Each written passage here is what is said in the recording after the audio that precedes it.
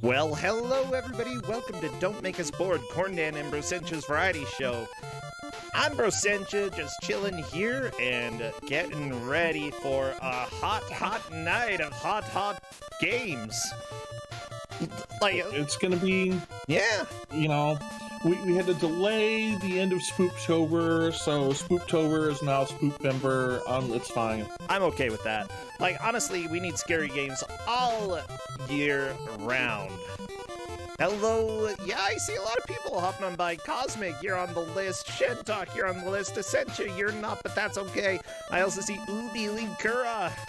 However, if you type exclamation DMUB in chat and follow the directions, you could be on the list.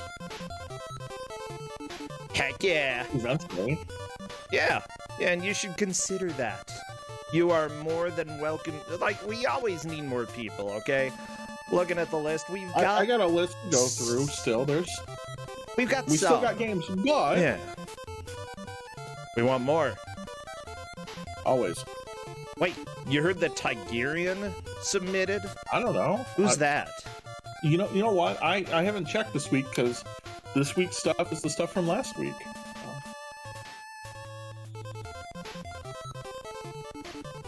However, right, we should also talk about how we have games that have been on Kuso Grande and everything that are now in AGDQ this year. Oh my gosh, it's so exciting. Yeah, there are quite a few games. Zadet, The Race is going to be in GDQ. I'm going to do commentary for that. Tasmania got accepted. Bart's House of Weirdness is in there. I'm trying to think what else. I'm gonna do commentary for some. I didn't get anything in. Oh yeah, Darkman, Needsel's nuts run of Darkman is gonna be in there. It's gonna be awesome. I believe you and I are gonna be doing commentary for that. Yeah, I'm planning to.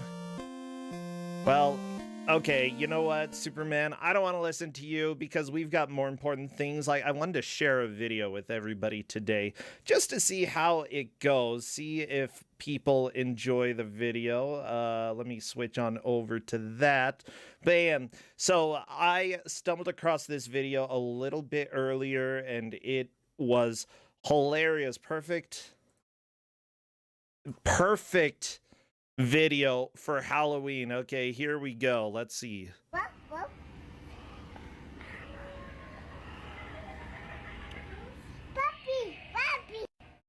Those are dead puppies.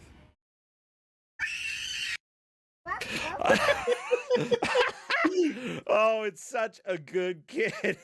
Just screams.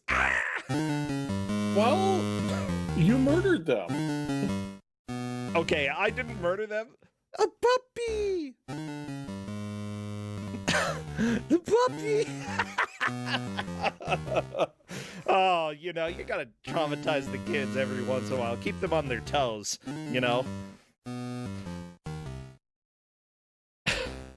Yeah, I hope everybody is doing well. I love Halloween music. Wait, this low-budget horror movie is terrifying for all the wrong reasons. Why the crap is that showing up as my... I don't know. Title? Yeah, that's definitely not correct. Weird.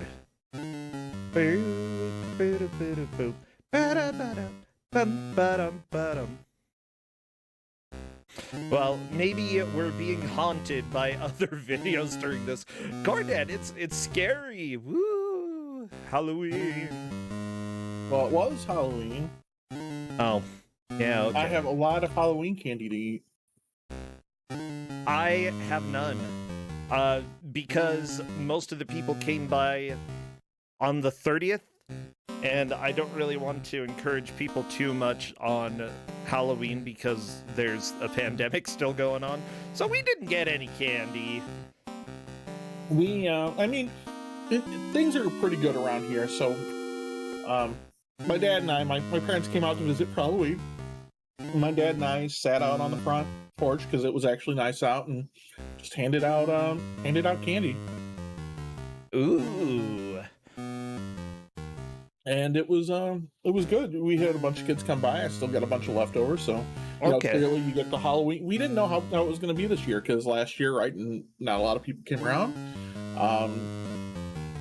This year, it was sort of back to normal, mostly back to normal, right? And everybody kind of kept their distance, and everything was pretty good. Oh, yeah. And so I now have a bunch of M&Ms left over, and I have a bunch of candy that my kid can't eat, so I have to. See, that's a good plan. Okay, I guess I had some Belgian chocolate, or no, Russian chocolate. Yeah, it was Russian. I don't know why I had Russian chocolate, but I did. Oh, my sister Essentia, her husband actually created a candy cannon that he would stuff candy into it and shoot it out at the kids, and that ended up both being popular and working pretty well to maintain social distancing while still allowing kids to get candy. Yeah. We just put candy out on a table and sat out there and talked with all the parents that came by. Oh, well, that's pretty cool. Oh my gosh, Cosmic, you're here. Hello, Cosmic. I am here. Hello. Let me boost you a little bit so I can hear you. How are you doing? I'm doing pretty well. Yeah, just so I was going to say here in Ecuador, it's more Day of the Dead, which means that most people were baking bread in the shape of children to eat. They eat children? See, I won't even do that. I just joke about it. I don't bake bread of children and then eat them. Weird. No, not weird. Okay, it's a cultural thing. Wawa's de pan. Because I would try it. I'd try a little bread child.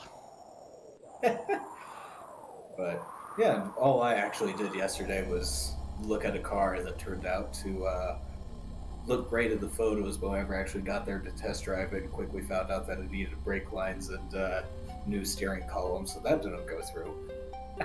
Well, that was no good. Yeah, that's not great. Hey, go ahead and get your game up whenever you can so I can work on capturing it, and we can keep talking a little bit as we get everything looking okay on the stream. Yeah, anything else exciting going on for you? Not too much. Should I get the game to a part where you actually hear audio? I'm probably... Actually, here's the deal. Whenever I say no, it doesn't work. So yes, please do. I just need to hear a little bit, not a whole lot. Yeah. Here we go. I hear it. Okay, I think we're good to get going. This is Hinedere Beat, or how do you say it? I've always called it Hinedere Beat. I have no idea. This is just such an odd game that, I came across on Steam a long time ago before the loot version of the game even was released. So okay. That's a story and a half. Yeah, I can imagine. Well, we've got this announcement. Attention passengers, you know what? I want us to pay attention to you, Cosmic. Go ahead, introduce yourself for the people who haven't seen you before, as well as this game. So, I am CosmykTheDolfyn. I run just weird stuff. I do speedruns of weird stuff, and I've been speedrunning since, 2013, 2014, so... Here you go. This is Hinedere Beat. It is a weird PC game, kind of, just one of those weird things that you could only find on Steam. Oh, yeah. Thank you, Steam, for making the weirdest of things. But, yeah, this is part of, a trilogy you've played, right? Yes, and I have played the two previous games of this trilogy before on Don't Make Us Bored, which were Shin Samurai Jazz an Ayadoka interlude. Yeah. Shin Samurai Jazz was supposedly set in the Edo period of Japan, but it looked more like 1920s America. Ayadoka interlude was supposedly set sometime in the 80s, and this game here, Hinedere Beat, is supposedly set in the same universe sometime in the near future. Okay. And yes, this is, as chat mentions, this is the pre-porn version. Yeah, so the updated version does have some lewd content. We are not going to see any of that. That way we can actually have it on Steam and consider this a mostly family-friendly show. Yeah. Yeah, I think I'm ready to begin, though, whenever you are. So give me a countdown and I'll start our timer. Or you can get back to the title screen if you start time from there. Do whatever you'd like.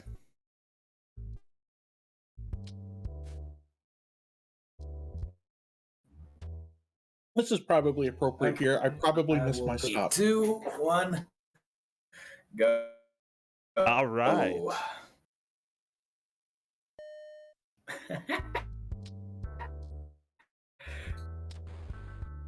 Well, Yeah, so we started, Yeah. a girl named Ayami outside of the train station after she missed her stop.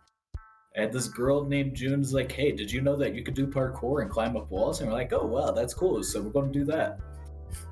Parkour. I appreciate how she Naruto runs. This game has way more, how can I say it? Way more anime influences than it should have. And one of the things is that, yes, our main character parkour runs everywhere. I'm sorry, Naruto runs everywhere. Parkour, Naruto run. It's understandable. I am getting a little bit of lag on our end, though.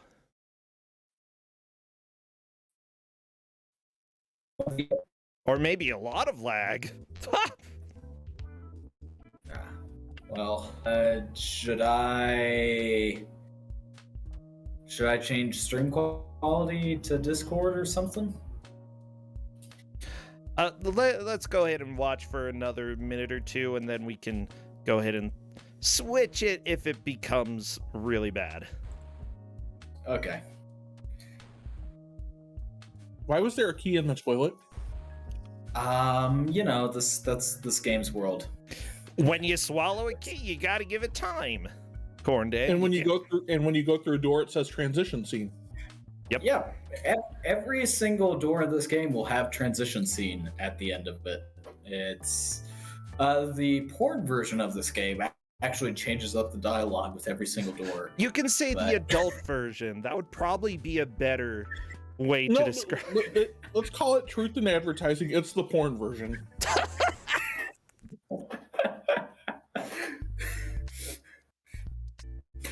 People are saying that the key in the toilet might be a Silent Hill reference. Ooh. I mean, it could be. I don't know, because I've never played Silent Hill. It could be. So, yeah, it's basic. So it's got the same parkour controls as Ayadoka Interlude that we saw earlier, but they're more refined. They're much easier to deal with, and the enemy design isn't as ridiculous as that game. So this is like the most balanced of the games. Yes. Although it's still one hit kill. Yeah, that seems like it could still be a little bit frustrating to deal with. Also, old school US is definitely looking a lot more new school. Like, I swear there's a computer down there. Yeah, it's a little weird. It's supposed to be a Japanese high school in the near future. Oh, Well, in our future? Yeah, this universe's future. Okay. Like didn't we already cut the world in half by this point? Yes, we have. I don't know how it survived, but Okay. Japan seems to be doing just fine. So I want to show off a little, if I can get this enemy here. There is a really fun way the way that enemies are designed. They don't actually have health. What actually kills enemies is certain attacks. Okay. So enemies that have more than one hit, you can just hit them with your first punch forever. That's why I'm jump kicking at stuff, because the jump kick is coded to kill all enemies instantly instead of dealing with, well, how would I actually design that attack in? Yeah, that's fair enough.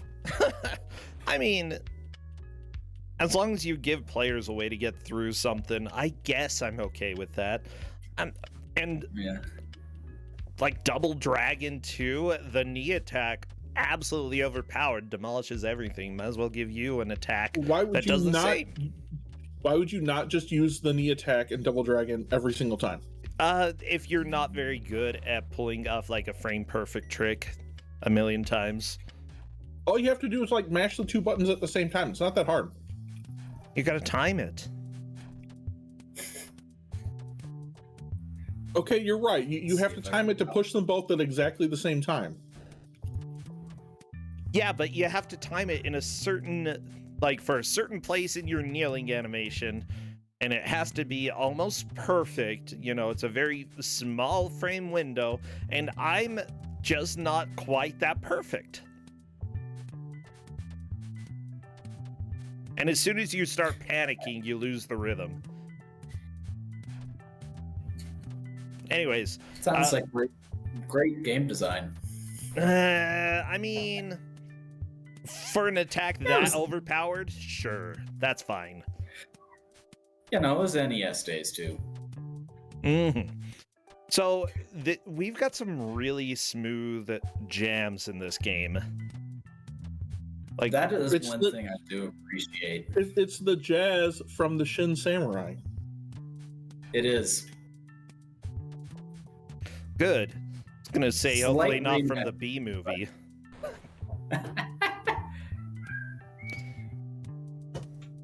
Whee! She just runs. Yeah. So one thing you will see with this game whenever I actually get to a point where there's dialogue. Oh, right off the ledge. I wanted to actually get over that ledge. This game has way more dialogue than it should. And I've never watched the show, but apparently a big part of that was because the guy that designed this game wanted to put as many references to Ouran Hosts Club or oh my gosh, are possible. You serious? Why? Yeah. Like, okay, I've seen that whole series. I love it. Come on. Not like certain references to specific anime have been done so much. You just don't need to do it anymore. If you haven't figured it out by now, let's be honest, the person who made this game is clearly a weeb. I mean, so was the D, but at least the D didn't put as many references. But he was definitely a weeb. But the D also, well, I guess it happened here too. I was gonna say the D gave us full frontal nudity. I mean, yeah, which is kind of scary given the animation and everything in the Demon Rush. But hey, whatever. More the disturbing thing is that part may have had more polygons than the rest of the model combined, and that is what concerns me the most. I mean, we've been kind of dancing around this in the chat here. This game, the first version of this game that was released, which is the version I'm playing right now, it's called Legacy version 1.8 if you download the beta, was, not lewd at all. It's basically, storyline is that we're a girl recently out of high school, about 22 years old, that's really good at parkour, and two of her former classmates appear out of nowhere, and it turns out that they're time-traveling goddesses that just want to mess with us and keep warping us to places to do parkour, and that's the storyline. But that version of the game didn't sell very well for whatever reason, and the guy that designed this game figured, I know how to make this game sell better. I'm going to retool it to be a adult-themed game, to where the adult theme is instead of two powerful anime girls that we knew from high school, there's only one of them, and she's teleporting us around to do parkour at random places to see if we're worthy enough to get it on with her. Okay, did that sell better? It sold way better. Okay, that's not too much a surprise. Here's the deal, this is a family-friendly show, but I still do support people's artistic ambitions and their creativity. So, if that's something that will help your game out a little bit, then I guess sure, go for it. You know what? Honestly, that's probably a better plot than most of the hentai games out there. So, oh my good gosh. on him. Yeah, for those who don't have that option enabled on Steam, let me just say there have been a lot of those games coming out recently that appear on my feed, and I'm like, I am interested in none of these. Zero of these, but I laugh every time because of how cheesy they all look. Like, all of them. I won't lie. I made that mistake once and never again. So fun fact, just last week, literally just last week, the guy that designed this game released a new game on Steam, which is much more explicit than the explicit version of Hinedere Beat. So, okay. So he's found his niche and he's sticking to it. Okay. So his niche is explicit parkour porn games?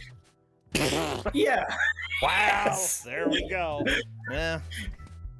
Anyways, right now we're just going everywhere. Look, if it pays the bills, right? Yeah. Good on him.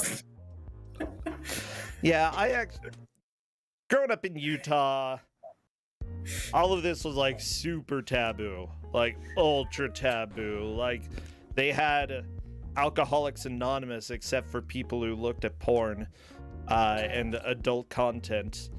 And I got sent there because I was gay. Anyway, Utah's a little bit weird at times, but yeah, it's something that in Utah they fight so much against. There's a big group in Utah called the new drug, and essentially they're like, porn is the new drug, and it's like, I have never eaten a single magazine or video. I just haven't. You clearly aren't fully experiencing what those magazines and videos have to offer. Mm-hmm. If you've never, you said you've never eaten one. Well, yeah. I mean, you eat the drugs, right? But I haven't eaten a magazine. Never made me feel good, at the very least. Oh yeah, they're giant billboards all over the place about it. Like, and they treat it as a crisis here. But you know what? It's just that what's kind of funny is that the university here, the religious university BYU, has found that that adult content essentially is only really addictive if you feel like you're addicted or you're worried about being addicted. Like it's something that absolutely is not harmful unless you view it as harmful. And a lot of people here in Utah do. Honestly, yeah, the keeping secrets and not telling, like, trying to hide that is probably more dangerous than it is itself. Anyway, sorry, Cosmic, blah, blah, blah, blah, blah. Oh, don't worry about it. So fun way about this game's jumping, how it works is that your jumping basically is never set distances. You kind of snap into locations. So I kept dying back on that back screen because it was just easier to reset after getting short jumped a few times in a row. So that is something annoying you get in this game, but that's true of all three of his games, right? That is true of all three of his games. So you get used to it with a lot of practice. This city has a lot of rebar. Yeah. It's also got these sentries that drop cannonballs on people and shoot fire out. I mean, I'm pretty sure you don't want explosives inside your office. I'm also pretty sure I don't want a drone that looks like a butt pooping bombs on me. I kind of do. Like, maybe less the bomb part. The butt drone, though. Okay, look. I mean, I'm not gonna kink shame, but As soon as you say that, you're going to go for it. Proceed with caution. maybe they sent you to. Maybe you got sent to that that support group for a reason. Because of my butt drone. Okay. But like, we saw that you were looking at too much popular science, Brosentia. Just too much. I'm like, yeah, the butt drones. I know, right? So, fun fact also with this game, whenever you land, you lose all momentum, which is really fun for, a platforming game where speed is the key. But, like, you go right back to full running speed. There's no, like, walk speed. It's just all or nothing. So it's not like... Huh. It's a weird design choice. Look, you're Naruto running. There's no... It's instant acceleration, max speed. There's nothing else. It's true. As soon as you're Naruto, you can't go slower. Right. Ask the guys who are going to, swamp area 51. They know. Too bad. Justin is trying to correct my pronunciation of Naruto. Justin's a weeb.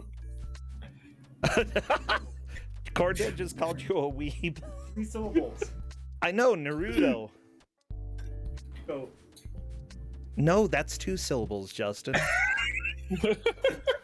No, I'm not saying it like what? Naruto, that's 3 syllables. It's just the... Yeah. It's just the emphasis goes over a different syllable. There's no emphasis. You're an emphasis. There's no Anyways, Weeb. let me rub your belly. Wait. Oh, That'll get him to stop arguing. Bro, I'm not gonna king shame, but please at least wait until after the show. Look, I don't have my popular science magazine here. It's fine. So, fun thing about, we'll call it, I don't know what to call this. This is just saying anime influence. The next 3 chapters of the game are set in a Japanese high school for no particular reason. Mm-hmm. Wait, so we're like 22 and we're going back to high school? So as I said earlier, our high school friends were actually able to also control time travel. So they sent us back in time to high school. I've tried to do a really stupid trick there, and I kept failing at it, so I should just wait the cycle. It happens. You got through. Got more robots here. Yeah, I saw chat say robot, and it's a good word. Yeah. Yeah, let me just say, I have not stayed in touch with, like, anybody from high school, and I'm okay with it. Well, would you, though, if they could send you back in time? No, I don't want to go back in time. Like, does it have to be back in time in my own life? Would I be younger? I don't know. Okay, because if they, like, sent me back to high school, that would be the suckiest. No, I would try to frame them for a crime and get them in prison for life before going back to high school. I don't know much about Japanese high schools, but I hope this is not the standard bathroom design in them. I've seen some anime, and this looks about right. Look, ghosts? only the last 2 stalls are really concerning. So also the fun fact about this, these are interdimensional, goddesses. The reason why they've sent us back to high school is because they want to figure out how to use computers. So they told us to go back to high school and ask the president of the computer club to explain how to use computers. Couldn't you just teach them? Look, I saw Fumika's like 1,000-yard stare there. She has that constantly throughout the game, but it's very well deserved. See, she should have just gone to the library and gotten computers for dummies. That exists. Right. She knows this plot is stupid.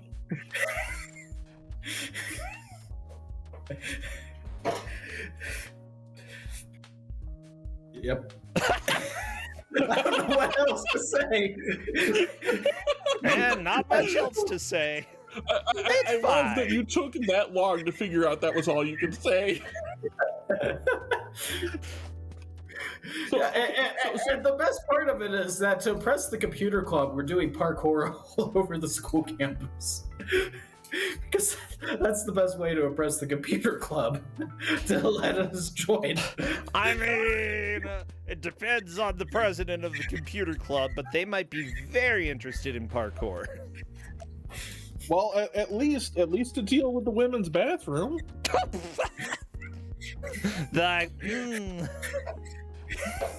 Instead of like just cutting a hole in the side of the wall like a normal teenager would do, you know, they learn parkour. Why leave evidence if you could just go to the top and then stare down at those last two stalls? It's an all-girls school, so I don't know if that would change anything. You can sneak into an all-girls school. That's even You better. know what? Nobody will suspect you. That does not change any of my argument.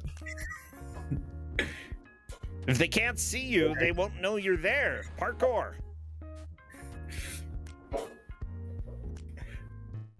Yeah. So, you know, we're talking to them now about how stupid it is that we're trying to get into the computer club this way, and you know, that was a rightfully long conversation about how stupid this plan is, but it didn't do anything, so we're still trying to join the computer club.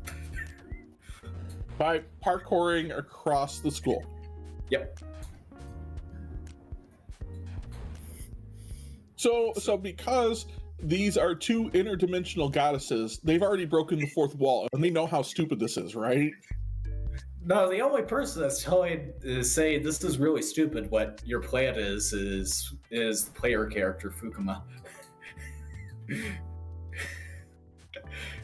The two goddesses never see the oddness in their logic. It's just like, you know, this is what we enjoy doing. Where are you now? And why is there We're- a big baseball mitt flying around? This is now the school's basement.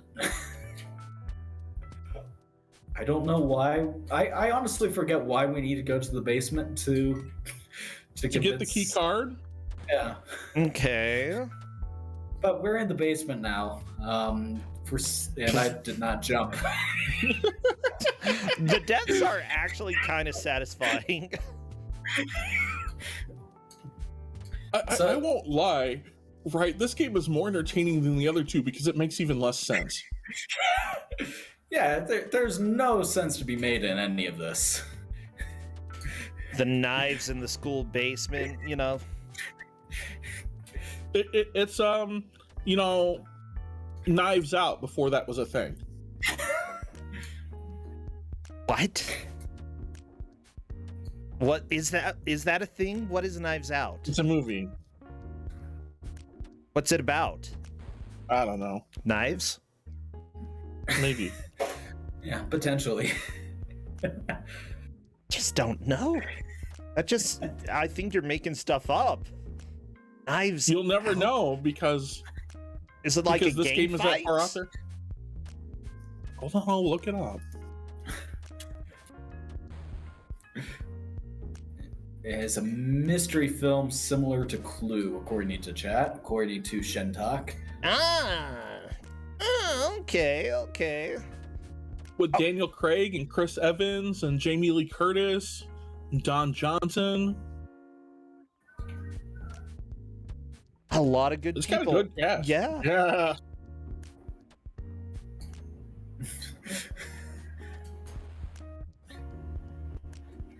Oh my gosh, I looked up one of the main people in the show, Anna Diarma, and seriously, first thing to pick up or to pop up are news stories about how she's stunned applying lipstick with bathrobe slipping down, and I'm like, look, we've got anime on the screen. I don't need to be reading these articles too, okay? I'm pretty much done here.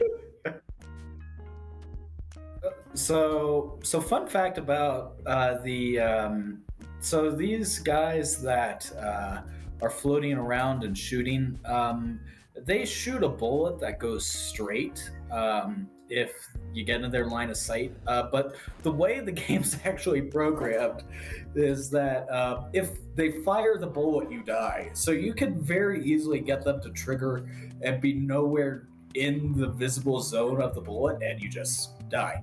It's kind of funny. I mean, because sure, why not? And you go through the whole getting shot animation too, so it's... Okay, so I've got some thoughts about level design for this game. And, like, it's pretty okay in a lot of ways, but at the same time, like, this area is the shut up and wait area, and I don't really like it. You know, just having forced waits for specific robots, it just makes... For a parkour game, you want to keep action fluid, I feel, or at least allow players to keep action fluid. So all of the waiting that you're making people do, making me angry. Yeah, it does take you out of the element. It definitely takes you out of the element. Yeah. Hold up. What is the element in this game? Floating fire heads. School is the element. Well, after this, it's not going to be school. It's going to be going to go shopping. Okay. This game's element takes you out of the element. I don't know what you. And I'll spoil the final chapter of the game. Out of nowhere, the final chapter becomes so there's a really evil corporation that is resurrecting dead people. And we've got to stop the zombie army, so we've got to shut down their computer, and that's why we made you learn how to use a computer in high school, so that you can tell us how to shut down their computer. Ah, that's right. That's why they had a computer class specifically to save the world. Not because it's going to be something that everybody uses. Oh my gosh. Okay. Look, I'm not going to lie. That last thing there seemed like it was totally the setup for a porn scene in the new game. It is. It is. It just is. Well, so here's my recommendation: travel into the past. Bring your own computer. It's gonna be a lot easier to use. Okay. And luckily, since a lot of even if you're traveling 5 years into the past, you'll still be able to connect to the Wi-Fi with your new technology. Like you'll probably be fine. If I'm going back to high school, there was no Wi-Fi. Jack in. Bring an Ethernet compatible laptop or something. Yeah, so the story we want to get into to buy something specific right now is the front door is closed, so we're parkouring around town to get to get in another way. So we're just going through a random apartment complex now. Heck yeah! To get to the shop. Yep. Again, story-wide is kind of all over the place. But when you're interdimensional goddesses that, just instead of warping into the shop yourselves, you make a random person do parkour to get inside. Why not? You have no sense of time. By the way, everybody watching this, you should know, especially if you haven't played any of these games before, that we're seeing here. This game is very hard, and the controls are not simple. It is an extremely hard game to play here. Oh yeah, you just make it look trivial. We haven't even mentioned that the controls are not typical for platformers. No, they're not. Sadly, they're not. I still don't know what they are. Let me see if I can look. Well, this one is by far the easiest one, control-wise, but it is mostly the fact that your jumping distance is not going to be consistent. Let's see if I can get this skip here. Oh, I got it! Aha! Like, look, right? At least this one you don't like have to put in a Hadouken to block. Yeah, that's very true. Come on, transition scene. There we go. Yeah, so you can't open the elevator until you talk to them in the closet there. I don't know why.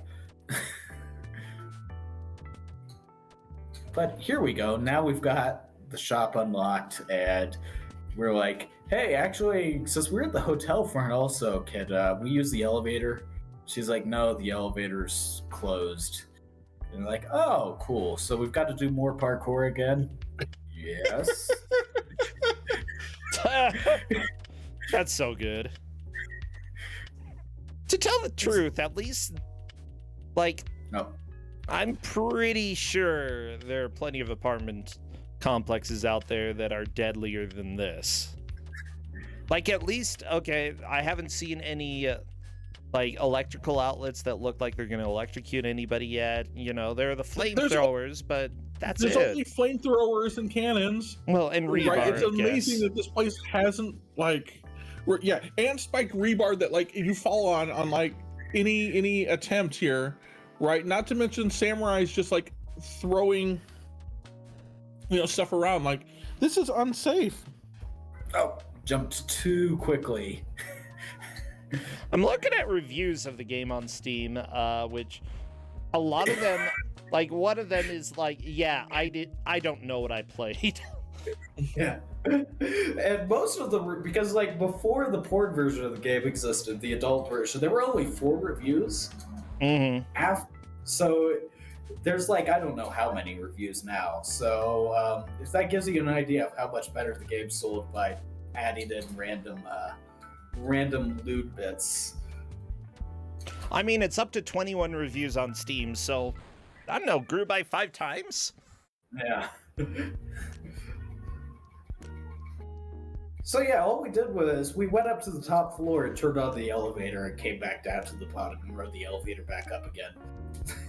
Aw, yeah. Is that so you could bring your friends up? Yep. Even though, they can time travel and warp anywhere they want. But do you know that they're time traveling goddesses now? They kind of explain it and hint at it through different things. They keep telling you, well, we're the ones that brought you here. So it's like clear that they do have that power. Oh my gosh, Simple Sarah. You're saying that there's a code violation for no stairs? What about for the demonic long neck ladies, huh? I feel like... Oh no, they got a permit for that. Oh, okay. Yeah.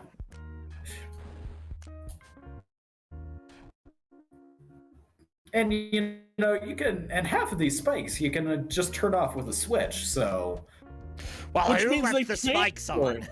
Who left the spikes on?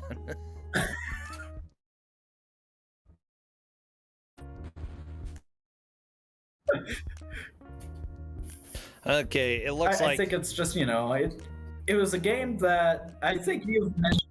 Oh, yeah, go ahead. Oh, it just looked like there was some lag. That's okay. The internet got through the hiccups and we're back.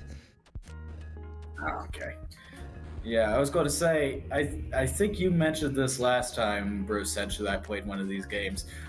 Would have really benefited just having a single play tester. Anywhere in the process, probably. Yeah, Yeah. I would assume so. Even if this is like the best of the 3, you should always get at least a second pair of eyes, maybe a third pair of eyes on close to the final product. Because, when you play a game and you have played these physics and these levels for long enough, it's going to be easy for you. At least extremely comparatively easy compared to just a casual player. Yeah. Right. And that guy walked away while I was still with the punch animation, so I couldn't move forward. So I think I mentioned before, all of his games, you can't cancel animations. Once you start an animation, it has to finish. So if an enemy walks backwards and you're punching, well, you're just going to eat that attack. Delicious. But unfortunately deadly as well. Yeah, it's whenever it's a game with pixel art, I expect controls to be extremely responsive, and having committed actions can be very frustrating in certain ways. Especially since, you know, there's a lot that's happening here, and because enemies sometimes move randomly, you want to be able to punch and know that your punch will connect, and that, you know, if for some reason there is random movement, you're not just going to die. Whenever there's randomness that causes you to die, even if you have perfect reaction, that is not good randomness. But, you know, thankfully, it doesn't happen too often. Most of the deaths in this game usually come from what I call getting short jumped, where the game tries to do whenever you jump is it tries to lock in your landing position, which is how I actually did the skip earlier, where the game tries to zap you to a point that is noted as a correct landing spot, and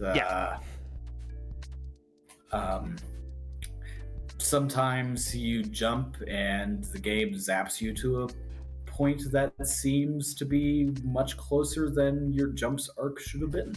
Okay. So that's the most common cause of death of this game. Once you get used to it, basically what I found out is essentially depending on how close you are to other objects at the start of your jump will kind of determine where your jump will land up. So you want to be as close to the edge of platforms as possible, but as far away from enemies as possible, and your jump should go full distance. Yeah, we have somebody in chat saying essentially it is aggressive auto aim when you're jumping. Yeah, which I'm going to try to do a skip here using that. There we go. Ooh. Yeah. The game kind of tried to auto aim me to that platform where you should have landed off of the rebar climbing wall. And yeah.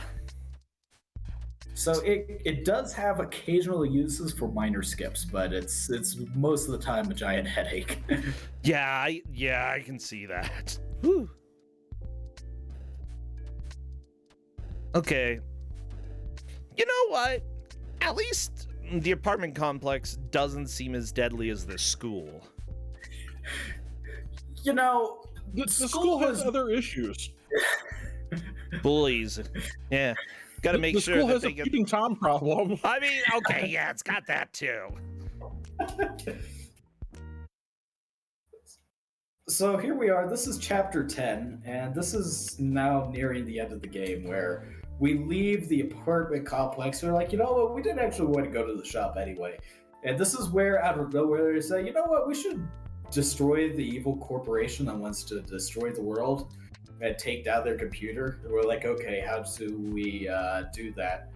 So, well, I don't think we can warp directly in there. I think they've got a protective spell around the door. So we need a key and an amulet. Do you know where we can buy that? So we just go into a random shop, and the girl's like, oh yeah, I've got a haunted coin right in my bedroom. If you go up to my apartment and get it out of my apartment, you can have it. Scary. Okay, this is totally, clearly not a porno. You don't even have a pizza. I mean, you could be a parkour pizza delivery girl here. That would be very appropriate for everything that's happened here so far. I think the story would only make more sense. Like, but the porno version of the game is quite literally interdimensional ageless goddess is like, hey, I like you. We should. And I like messing with people. I want to see how strong you are. And at the end of it, she's like, oh, wow, you're very strong. I want to, get it on. And Well, then. so, okay. Here's what I have to ask, because you keep saying that it's a porno version. How egregious is this nudity? Is it everywhere? It's not everywhere, and you could probably technically get away with it on Twitch, but I don't want to. Well, push it. no, I'm asking because this sounds more like Game of Thrones, less like Game of Bones. Like whatever parody they have, okay? Like because there's a difference, I think, between nudity and like nothing explicit is ever shown in the pixel art. It's very heavily implied, but what is shown extremely explicitly is the dialogue. The dialogue is woo boy. So yeah, and that. so and it's that like version your of- Grandma's Harlequin romance novels. Okay. Yeah, Hey, yeah, Grandma. basically. Okay, gotcha. yeah. I think that there is room for a little nuance, that something that is risque isn't always going to be like the exact same level as anything else. And personally, I don't care either way. Just know that like there's nuance. Yeah. Well, The nuance here is that there's an interdimensional goddess who wants to bone you if you go parkour. yeah, and that version of the game ends with interdimensional goddess asking if we want to be her girlfriend, and we're like, sure, but will you be faithful? And she's like, I am an interdimensional goddess, and I can do what I want. How would you know if I'm faithful or not? And the girl's like, you know what? I guess I'll just trust you on that, and the game ends. Oh my gosh, you're saying this, and okay, I've been watching The Walking Dead, and I thought some of the drama in this totally would not be drama if the couple were gay or something, because it's like, oh, I'm sorry, during the apocalypse. Or, one person would be like, oh, sorry, the apocalypse happened and I ended up getting together with your best friend. And in the movie, or like in The Walking Dead, it's all of this drama, blah, blah, blah, blah. But in the gay community, you know what the response would be? Nice. Yeah. And then they'd fist bump. Just like people are wont to do, Like, and it's like, it's all cool now. Yeah, it's all cool. It's all cool. Yeah. So since you said there's only one, which one of the two gets written out Beanie Hat Girl gets written out. It's Oh, good. Ponytail. I don't like the beanie. Ponytail. Yeah, Ponytail Girl is the one that is the one that stays in the adult version. Which I want to just say, for the record, I downloaded and played this game well before the adult version ever came out. It was a much of a shock to me, as I think just about anybody else. Whenever, I saw this game updating one day, because I was already doing speedruns of it whenever the adult version came out, and I saw, oh, this game's updated. I hope this won't affect the speedrun, and I start streaming it, and it's like, I'm shutting off my Twitch right now.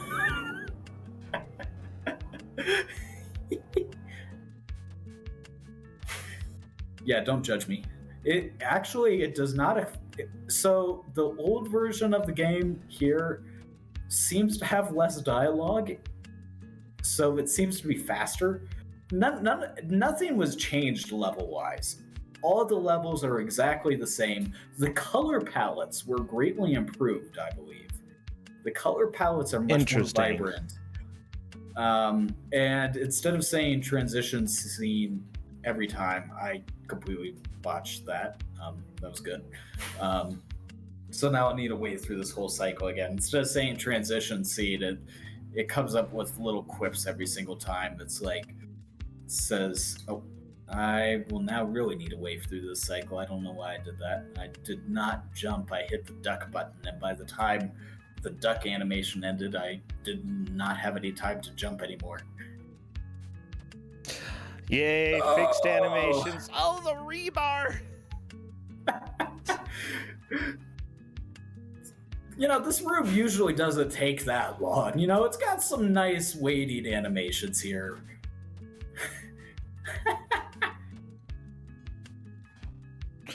There you go. That was a good short jump. You saw what short jumping really was like. But yeah, this is the final chapter. We're finally in the big bad evil corporation, which is something that still happens in the adult version of this game. We still take down the big bad evil corporation in the adult version of the game, but so we just take them down to get some. Yeah.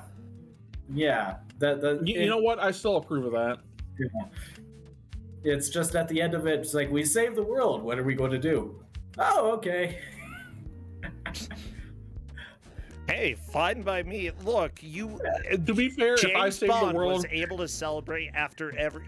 Oh no, we watched the world. Tomorrow Never Dies, I think. Whatever it is, and what is the final line in that movie? Let me see if I can find the final line of that movie, because it was the cheesiest James Bond close that ever. Oh, well, I guess this time Christmas doesn't only come once a year, and the main female protagonist is named Christmas. Oh, and let me just say, I've never groaned at. Well, okay, I've groaned a lot, but holy crap, that was the most groan-worthy ending of any Bond movie ever. To be fair, I at least feel that Bond is self-aware sometimes about those sorts of things. Simple Sarah, you're asking if that was actually the last line? Absolutely. It was the final line of the movie. Yeah, I'm cool if Bond is self-aware. It's just... I don't know. It's precious. I fully didn't expect that, but thank you, Bond, for being very self-aware. I just remember, the Saturday Night Live sketch that makes fun of James Bond when he has to go in for an STD test, and he's got all of them, including, ones they just named James Bond 1 to 5 because they've never seen them before. That seems like the most appropriate way. Well, that's new. Yeah. I was at the wrong part of the cycle there, so I had to jump ship. Okay, this is one of the most annoying rooms because all right, there we go. You have to grab that ledge at a very specific animation, or otherwise your get-up animation varies slightly in speed depending on what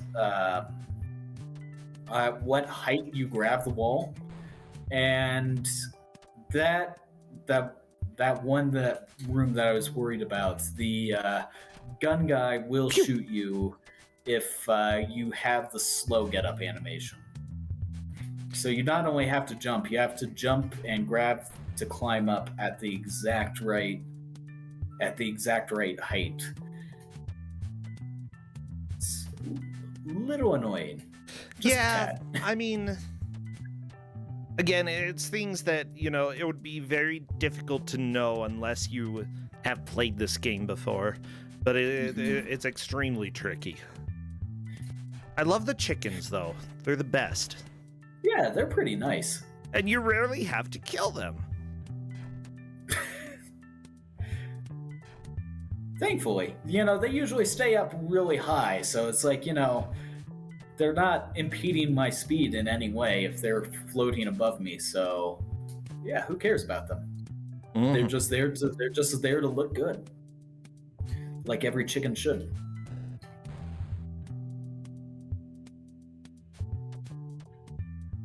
So here we go. This is a room that is the ultimate just sit down and wait. La-di-da-di-da. That's the problem with like games that people speedrun.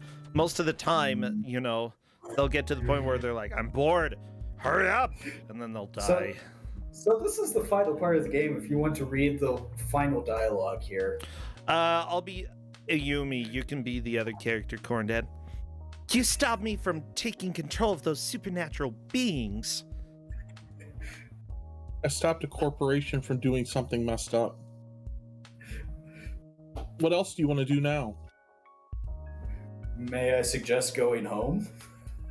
Do you know how to get there?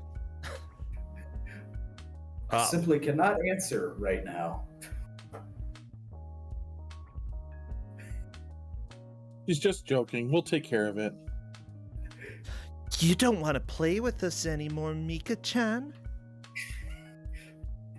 Because there isn't any reason to not want to, right, Ayumi-ne? But isn't it weird that Mika-chan isn't the slightest bit curious about any of this? You definitely don't have to go through the extra trouble of explaining anything to me. You definitely don't have to worry about that. I want to talk about myself while someone intently listens anyways. He actually isn't leaving you with a choice. We're both goddesses. Or demons. Probably demons. We're demons, all right. I was going to say that. Both Ayumi-ne and I are able to supernaturally manipulate stuff in the flow of things, for a lack of a better way of describing it. Okay. But Ayumi-ne has the ability to undo anything I do, and I can't do anything about it. This bro's administrator. Yet Miyabi-chan stealing my moment to talk about myself while trying to act like a helpless victim. You may continue from where I left off if you'd like to. I gladly will, thank you. Okay, I actually made Miyabi-chan say that we can even go back in time, alter history, blah, blah, blah, blah, blah. Manipulate all physical matter to the point of creating and preventing both life and death. And all kinds of things. For example, I suddenly became a popular student in your high school by altering everyone's memories and all of the legal stuff. Miyabi-chan and I have been around for a few centuries now, so of course I felt like doing that for fun. We didn't create the universe or anything like that, though. We just exist as goddesses with weird ways of entertaining ourselves. Oh? We're definitely demons. We don't know that for sure. May I ask what you wanted with me? She likes to choose random people she feels like hanging out with, creates weird scenarios until it's one that's fun with that victim, gets bored with that victim, alters everyone's memory so nobody remembers anything about those scenarios, and forcefully pulls me along. I also end up fixing things that Ayumi-ne doesn't feel like stopping me from fixing. I'm able to make the best of it, though. And chat's right, I'm clearly that character out of the two of them. Let me just say, I kind of agree. Like, holy crap, this is a lot of exposition. Look, show don't tell, writers. Yeah, Aren't you, Corndan? All these antics are about as bad as this stuff ever gets, however. So there's nothing you really need to worry too much about. Look, I am definitely the straight man for Don't Make Us Bored, right? In multiple ways. So for now. And we go back to the bus at the beginning of the game. The trade, sorry. I presume that's the end then. That is the end, yep. And we leave the train, and this is the final input, and she's back waiting for us again.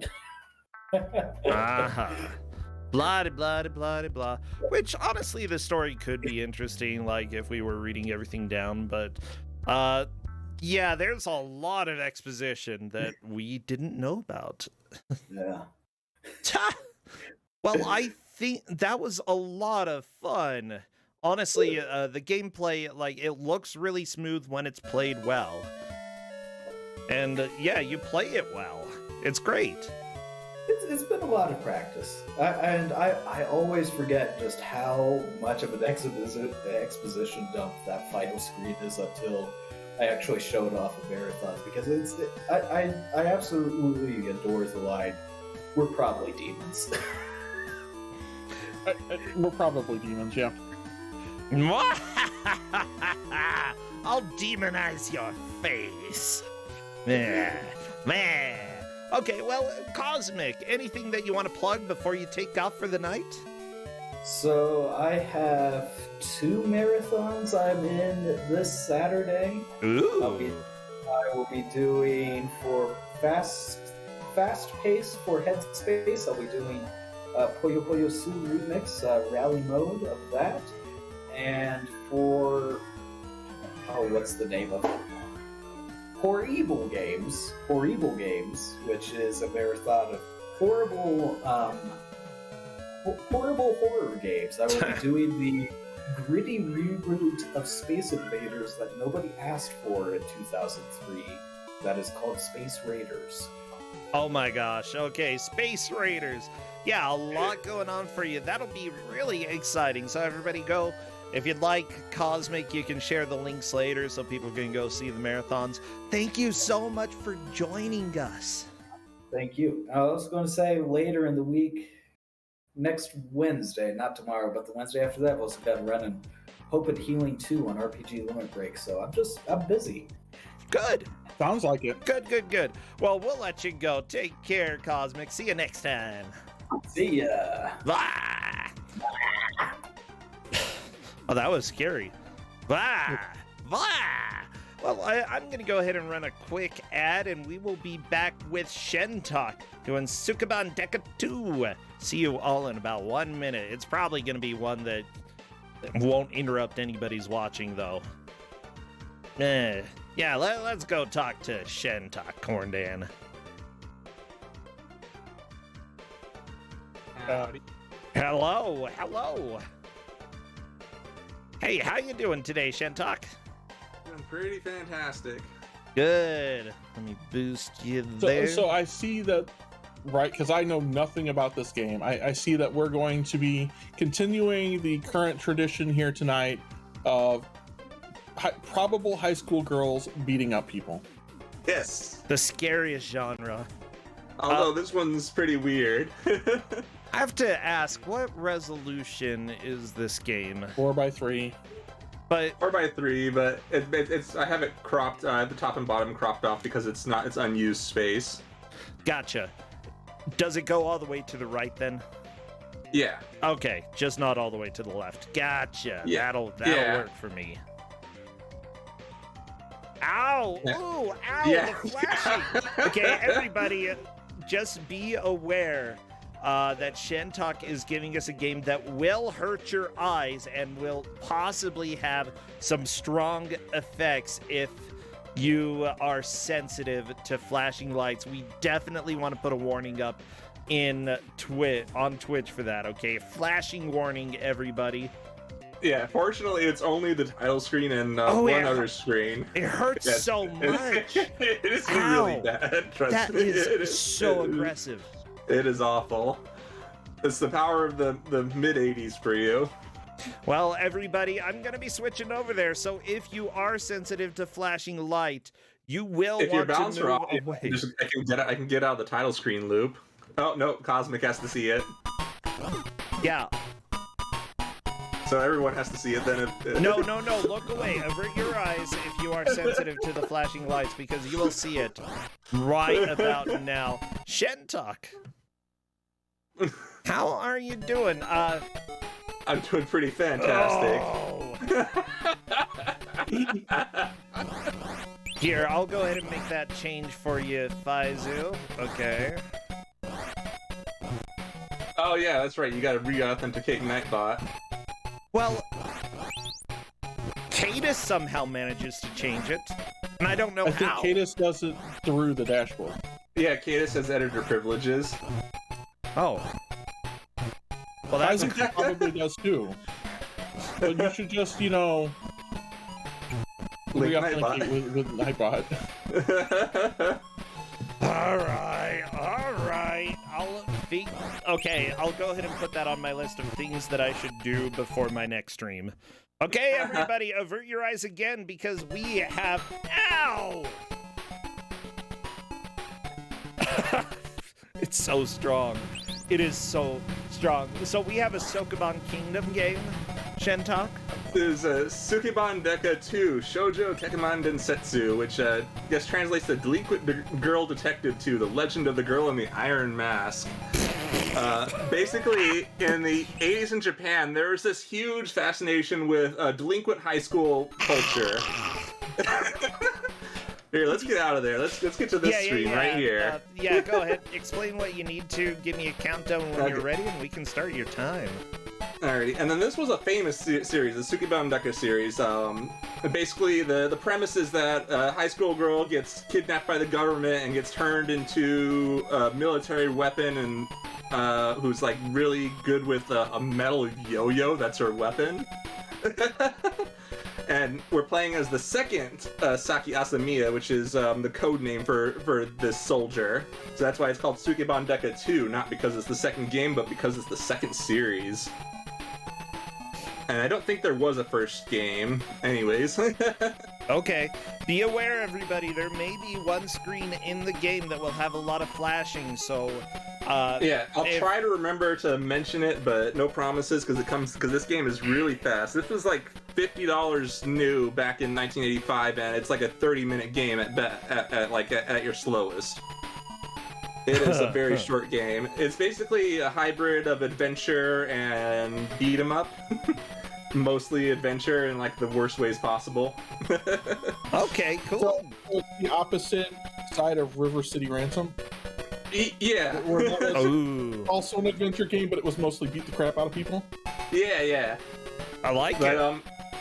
Whenever you're ready, we can start the timer. Sure. Basically, the lore is right here. Basically, our Iron Mask was stolen after we were freed, and we want the mask because it's really important. I guess I'm not entirely sure why. I'd have to watch this show to find out. But okay, let's get going. And so we got our friend Okyo. I'm not really sure what her deal is, but we're just gonna go to Takunohoa. So we're basically gonna do the hardest part first, which is getting our mask back. And this dude's a massive. But before every boss fight, we have to fight the thugs of the school that we went to. Yeah, take this, guys in the yellow pants. Yeah, this Probably game is pants. really cheap. I've actually soft locked in a fight before by getting stuck, where they're just constantly hitting me, but not in a way that they're doing damage. Wait, like actual soft lock that there was no way you were gonna get freed?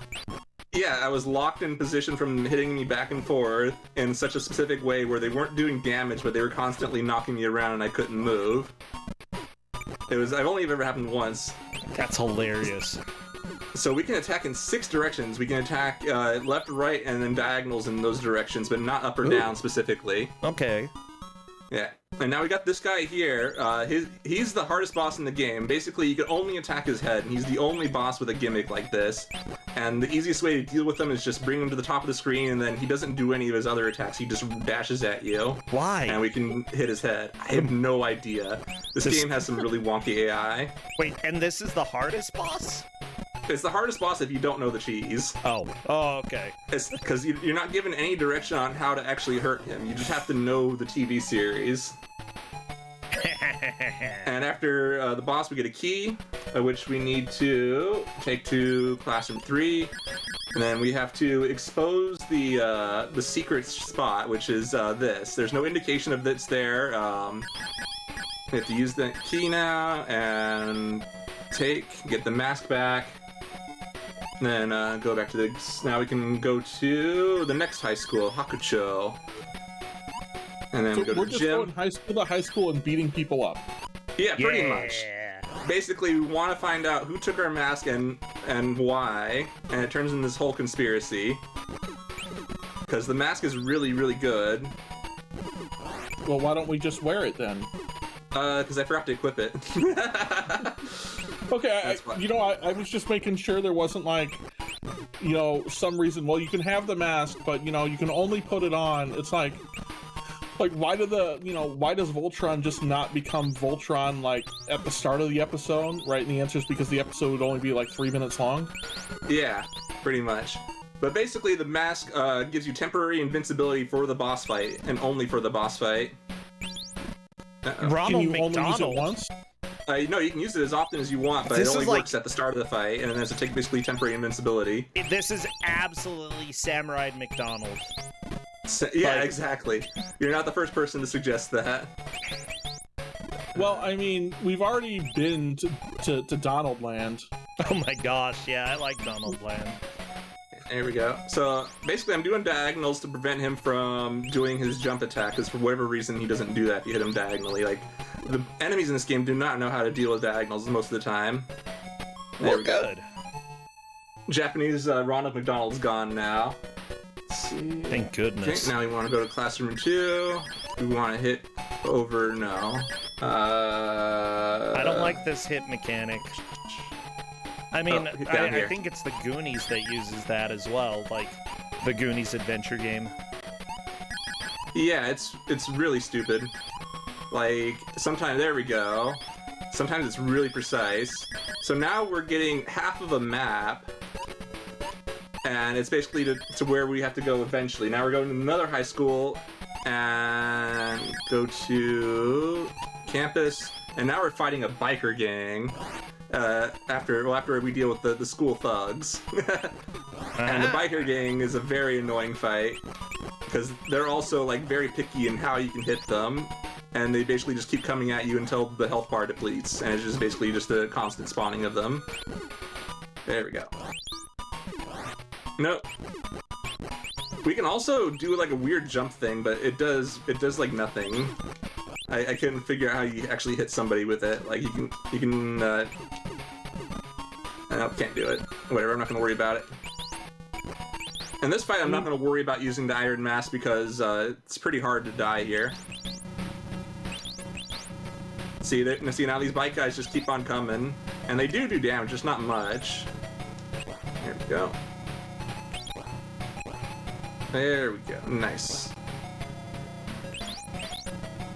Yeah, Yeah, the music's not bad. Yeah, it's Music's good pretty music. I jamming for a like Mark it. III game. Yeah.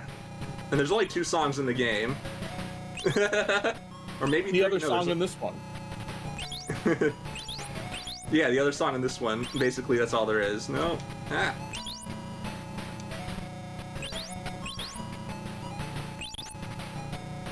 But So like far, I've gotten that the plot is where it's a delinquent high school girl beating people up with a yo-yo because. yeah, pretty much. I mean, that's a good plot to me. Yeah, better than other plots I've heard. There's one I was watching recently of the same genre where you're a high school girl with a bazooka. It's weird. It's great My too. wife would probably watch that. Yeah. So now we want to hit the podium here, and yeah, it's a school because there's E equals MC square in the back. Ah! They're learning. Yeah. Now we got the map. Now we got the whole map part. We got to go back home. Now we can go to Serukai, the next, which is like the headquarters. And now we gotta hit a very specific spot. You see this red dot here? We gotta hit the spot right next to it, like that. There we go. Mm-hmm. So how would you know this? Like where to hit if you didn't? You already don't. know? That's the thing. You don't. It doesn't give you any hits. And now we have a first-person dungeon crawling experience. Okay. What is this? Golgo 13? Yeah. Pretty much. Huh. So now we're fighting our predecessor, the first Saki Asamiya. Let's see, use item. Okay, this time I remember to use the mask. And it gives us temporary vulnerability. And so she's the same as us. Her hair color is different and her sock color is different. That's basically basically a palette swap. Ooh, nice! I got a lot of hits there. And I don't know why we're fighting her, honestly. We fight her and then she tells us our real name, which is like Shiori Sawatome. Because Saki Asami is our code name, and that's like the name we know. I don't know, maybe we have amnesia or something. It happens. Yeah. It's like being Black Widow. Yeah, exactly.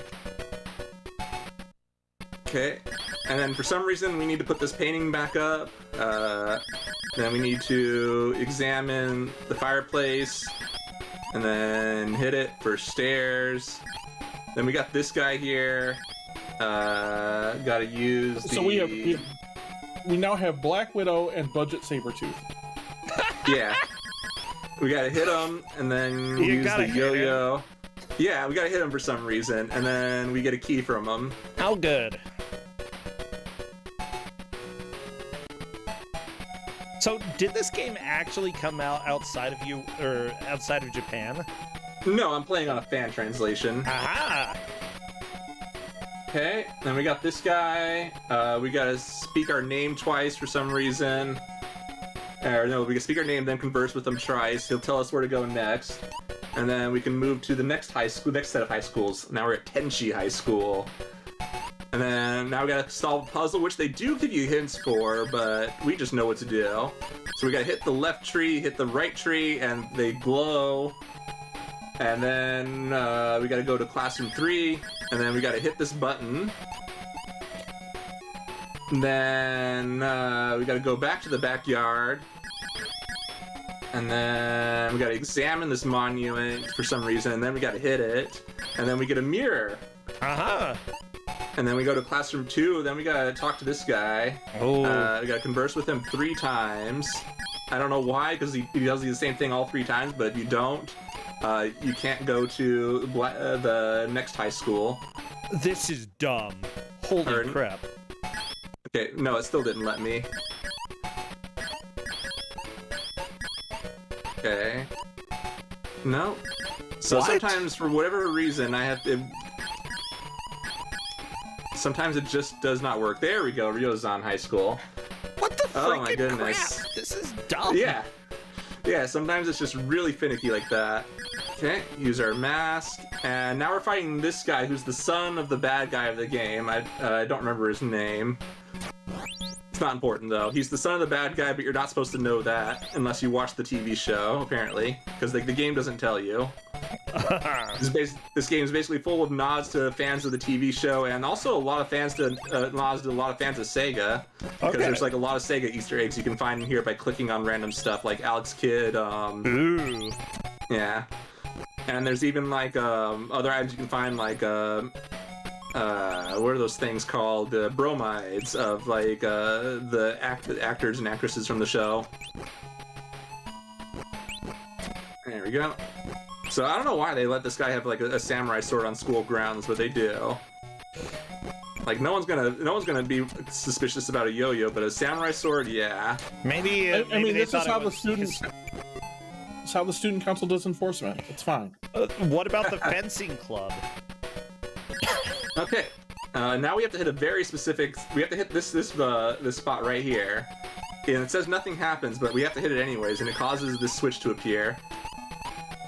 And then we go back to the backyard, and then we have to use the yo-yo, and then we have to drop the mirror. How There are we you go. supposed to learn any of this? Good question. I used the guide because I couldn't figure it out after like 2 hours. Yeah. All right, now we're in another maze. Now we go all the way forward. Go this way.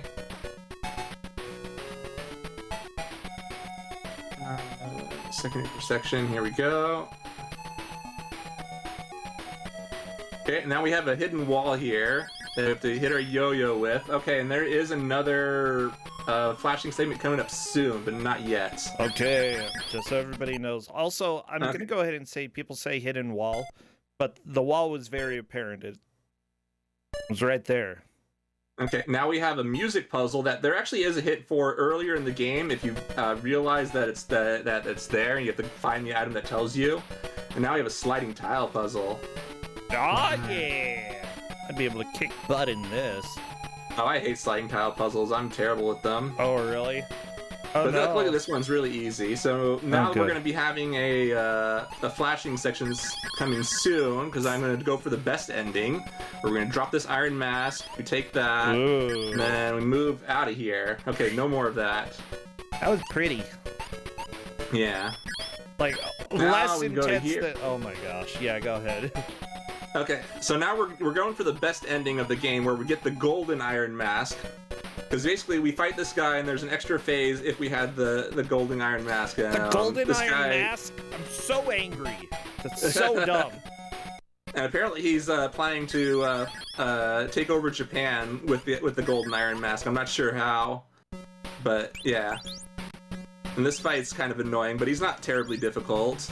All we gotta do is just beat him up. Occasionally, he has this attack where he like multiplies himself by 3, and only one of them is actually real, but it's just for like an attack. Yeah. There we go. Oh man, he's being super kind to me though. All for the showcase that he's being really nice. Aw, what a good guy. Mm-hmm. Ah. Come on. So if we were to go here without the golden mask, he wouldn't be wearing it. And let's see here. Come on, one more hit. Yeah, there we go. And for some reason, the mask is a living thing, and we just have to kill all its little satellite. I don't know, pots, urns. Yeah, that's what it looks like. Alien dudes. Kill the Yeah, alien dudes. And that's the end of the game right there. Sweet. And we get this beautiful pixel art right here. Oh, Second Sukeban Deka like forever. that looks really realistic, but not okay as pixel art. That is way too HD for my taste. Forever. Oh, she's Forever. so happy. This was a really good run. Yeah, I was really surprised to find out this game was actually pretty solid. It's not great, but it's good.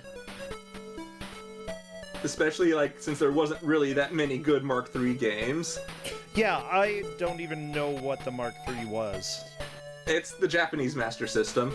Oh, Yeah. that makes sense. Yeah. 'Cause Yeah, I'm actually playing this on a Game Gear, which is a portable Master System. true.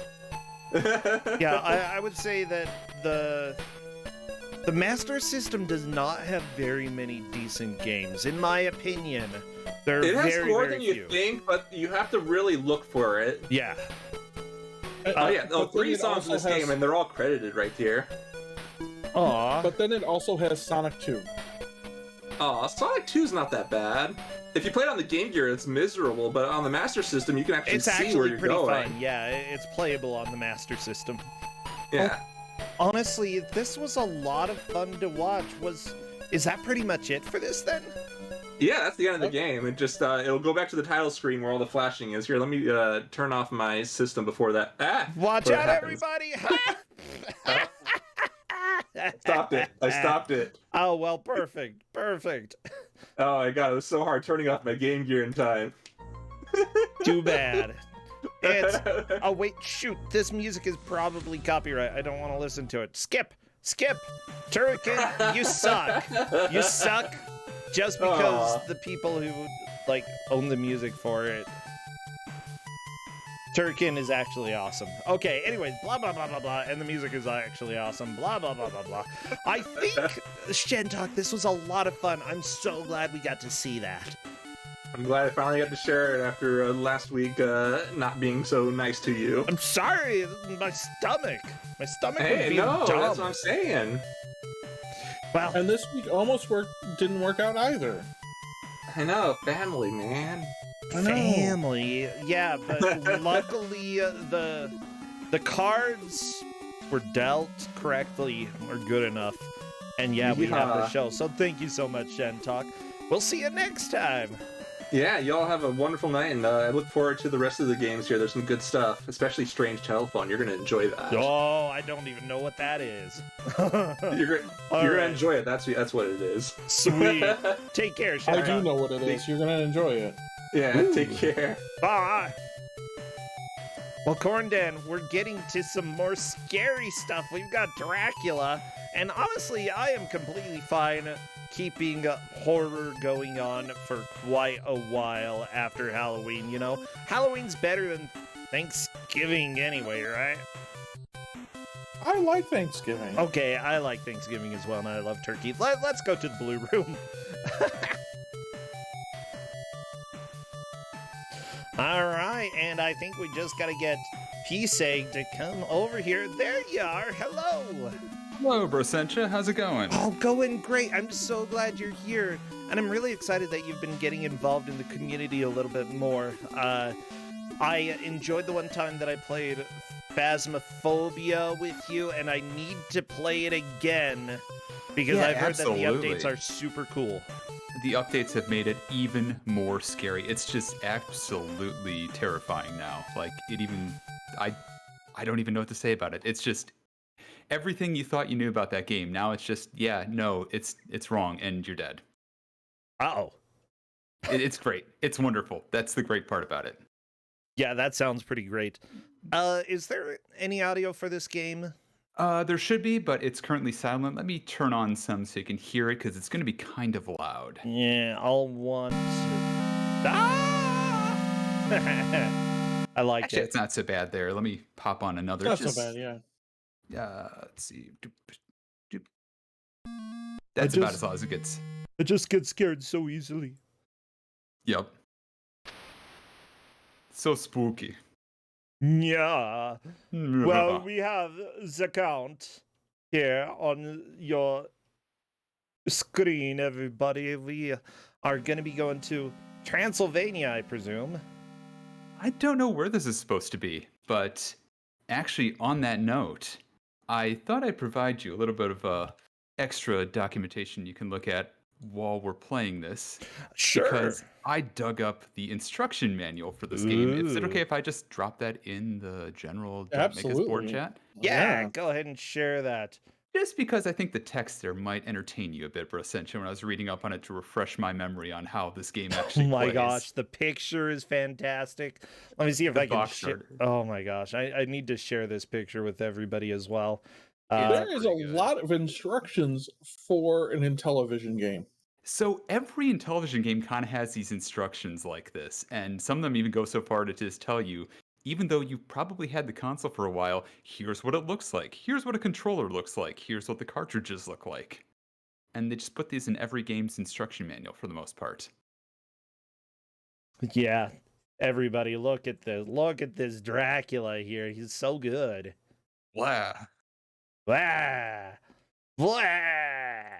And also note that there's like just a random person in the background being harassed by a bat. Oh yeah, let me see. Yeah, right there. This nerd. I'm trying to figure out, is the guy in blue, is he like spinning a cane or something? He's Is that like spinning a billy club? a bill? that Oh, is- that's a police officer. It's supposed to be one of the coppers, the Rozzers, if you will. Or whatever they would call them in Sarah. I don't know what era this is actually supposed to be. So I guess maybe it's 82. Well, cool. I think we're ready to roll. So feel free to introduce yourself to everybody and introduce the game, and we'll get rolling. Yeah, hey everybody, I'm PeaceEgg. I stream a lot of Intellivision games these days. I've been going through the entire catalog, and kind of in the spirit of Halloween, I thought this would be a great game just to kind of show everybody, because I'm finding a lot of games I didn't even know existed that are just lovely and in some ways kind of janky delights. And one of the best publishers for that is iMagic. So it's even gotten to the point where my stream has kind of a term for them, iMagic bangers, because 50% of the time they are unexpectedly really, really good. And this is one of those. Oh, yeah. Well, yeah, give me a countdown and let's get Yeah. started. Yeah, absolutely. We'll just start with playing a normal, easy game to start. And I'll be dying throughout this. So Yeah, I'll be just going up through difficulties just to show off stuff. sounds It is a good. showcase after all. But we'll give it a start in 3, 2, 1. Let's go. There There we go. bring out the Dracula Bach. Yeah. gets out the bat, gets out of the grave. So the whole point here is I'm just walking through the city, and I have to find enough people to bite to be able to return home for the night. And in this case, it's 3. We're starting off an easy, so every night I have to bite an extra person. And then, oh, speaking of which, here's one right now. This person just decided to walk up to Dracula. Yes. And so to bite them, I just have to get near them and press the bite key, which causes Dracula's head to do this. Just That's a little opens creepy. it opens his mouth like a Muppet almost. You become And- Pac-Man. Oh my gosh. I just eat them like ghosts. Now, if you don't see them on the street like this, you can knock on doors, and people are apparently not versed in vampire lore, and they just run out. I mean, Because that kind of makes sense. Yeah. Oh. I mean, it's like knock, knock, knock. Oh, it's Dracula. I gotta get out of here. Well, joke's on you. That's how you get bitten. just your mouth is so good. By the way, these guys run. Did you like catch them all like on the way home from the bar? I think so. It feels like that. I mean, it is like 2:39 in the morning in this land, wherever it is. True. So you'll now notice I'm being chased by a white dog. This is a Yeah. sign you've bitten everybody you need to bite, and it chases you back to your grave. My you dog's can like, let it- no more bodies for you. Yeah, it's just like, I see, Dracula, that's enough out of you. But the problem is like, if you let him bite your ankles, and unfortunately he's chasing me the long way around here, so it's been an hour and he's still chasing us. If he bites us, he will just slow us down permanently. So yep, here's the graveyard. I'll let him do that's that. not good. And so now we're much slower for the rest of the night, and he just runs off. So that's a big part of the gameplay loop. There's other stuff, but just for the record, there's one other part. You saw that bat early on. Yeah. You can transform into a bat and you move much faster, especially in this phase, but there's a drawback to it. Oh. A major one. And let me show it right now. What? What? So there are vultures, and they just love grabbing Dracula when he's a bat and dragging him off. Well, that doesn't seem useful. It's not useful at all. It's actually one of the worst no. features in the game. I'm glad that people watching have found the drawback. That's good. It's just not a good idea to maybe transform into a bat because there's always vultures waiting for you. Mm. And I'll start on medium now. Easy kind of drags on a little bit. But same deal. Now there's just 6 people I have to bite. Not bad, not bad. Yeah. Just a little bit of blood. And don't turn into a bat. That's where the vulture gets involved. Just again, don't tempt it. Actually, it doesn't want to be tempted now. I think I know why, but we're just gonna knock. Let this guy come running out at us, and he just turns in 50 points. We bite him. Another person just decides to run at us. That's a mistake. Oh yeah. That's good. Healthy for you. It is healthy for me. I mean, there is supposed to be a blood mechanic in this game where if you lose enough blood, you start getting slow, turning paler than you apparently are right now.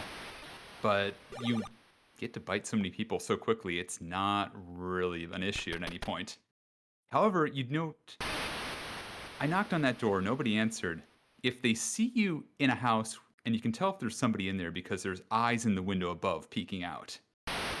But if they see you feast on the blood of another, then they actually get smart and they stay inside where there are no Draculas. Good for them. Although, I presume other people will go outside and, become your victim. Oh yeah, like right here, this person didn't see anything. Joke's on them. I'm Dracula. Ha Sometimes they have jukes. And they get better at this. This guy, he had all the jukes there. Dog's here. Time to go. And so you can move away from the dog faster like this. But again, there's a reason why we don't do that. Yeah, the manual does say if the bird grabs you, you can mash the shoulder buttons of the controller in order to not get, or in order to get free. But I don't know how realistic that is. Guy with triangles. So yeah, the cops throw stakes at you. Oh, geez. This is where the game gets pretty serious because if that happens, it's got a stake in me. It just freezes you in place and drain some blood. Yeah. There's one hard counter to this, and this is where I've done a little bit of rebinding of keys for the simulator. And you can turn people, instead of just biting them for their blood, you can turn them into zombies. Ooh. So if I get here and press a different button, now I've got a zombie, and I can use the other controller's disc to hunt down the copper. Now this cop is just running for his life. He wants nothing of that, and he got away. But it's little things like that, and honestly, I'll say I'm going to catch a cop with this because I want this zombie to get theirs. There's no real benefit to doing this. The cops just come right back. It's fun, But though. there we go. It's fun. It's That's a lot the of fun. benefit. Yep. But there you go. You get that little whistle, and cops back, and it's throwing stakes. And you know, at any point of your body it hits you, you're just frozen for a little while. That reminds It's me awkward. of the game Dog Days that I played on the Atari. I don't know if there was an Intellivision port of it, but yeah, you'd shoot bones at each other. It was 2-player dog, eat dog action, throw bones at each other, and yeah, if it hit you, you just got stunned for like 3 seconds. Interesting. Yeah, that never came out for the Intellivision that I'm aware of. But yeah, and that's interesting also because a lot of the Atari games did get ported over. Because people wanted to make their money for, you know, as you expect, and great closing distance from that zombie right there. It's just, they get thrilling speed, but the person up there doesn't want anything to do with it because they just saw a zombie eat a cop, and they have a problem with that. Understandable. Yeah. I guess. You can stay up there. It's fine. Yeah. I think it's Did almost... that guy just get like hit in the head by the cop? He might have. So It doesn't affect them, but... Oh, well, also the dogs just seem to be ignored. So now I've got a cop throwing stakes at me and a dog chasing me. Dracula, don't be so reckless. He's coming for you. I do have the manual up, by the way, if you want me to read some of the introduction at some point. No, if you'd like to. I just figured you'd get a kick out of it yourself. Just given... I found a lot of introductions in the Intellivision manuals tend to be a bit excessive. This is pretty amazing, yeah. You Yeah. say you're always thirsty, Count Dracula. You say you're the most unpopular guy in town, that people always run from the sight of you. You say the police harass you every chance they get, even when you're just minding your own business. And you claim that even birds and animals are unfriendly, no matter what you do. And you've got insomnia every night and are allergic to the sun. Well, my man, I'd say you've got some grave problems. It's pretty good. You fly from the graveyard in the form of a vampire bat to begin your hunt for victims. Walk the city street and watch the upper windows for each house for signs of life. Knock on the door. Your victim bursts out so suddenly that you are stunned for a moment. Curses! His terror spreads him away, speeds him away, but you are quicker. Turn into a vampire bat and fly through the night faster than any mortal. But as you fly, there's a menace in the air, the vulture, which can carry your bat form away and make you lose all. Beware the constable. His weapon is the wooden stick. If he hurls one into your body, you are helpless for a while as the clock ticks on. But you can fight back. Turn a victim into a zombie. That wretched creature will do your bidding and destroy the constable.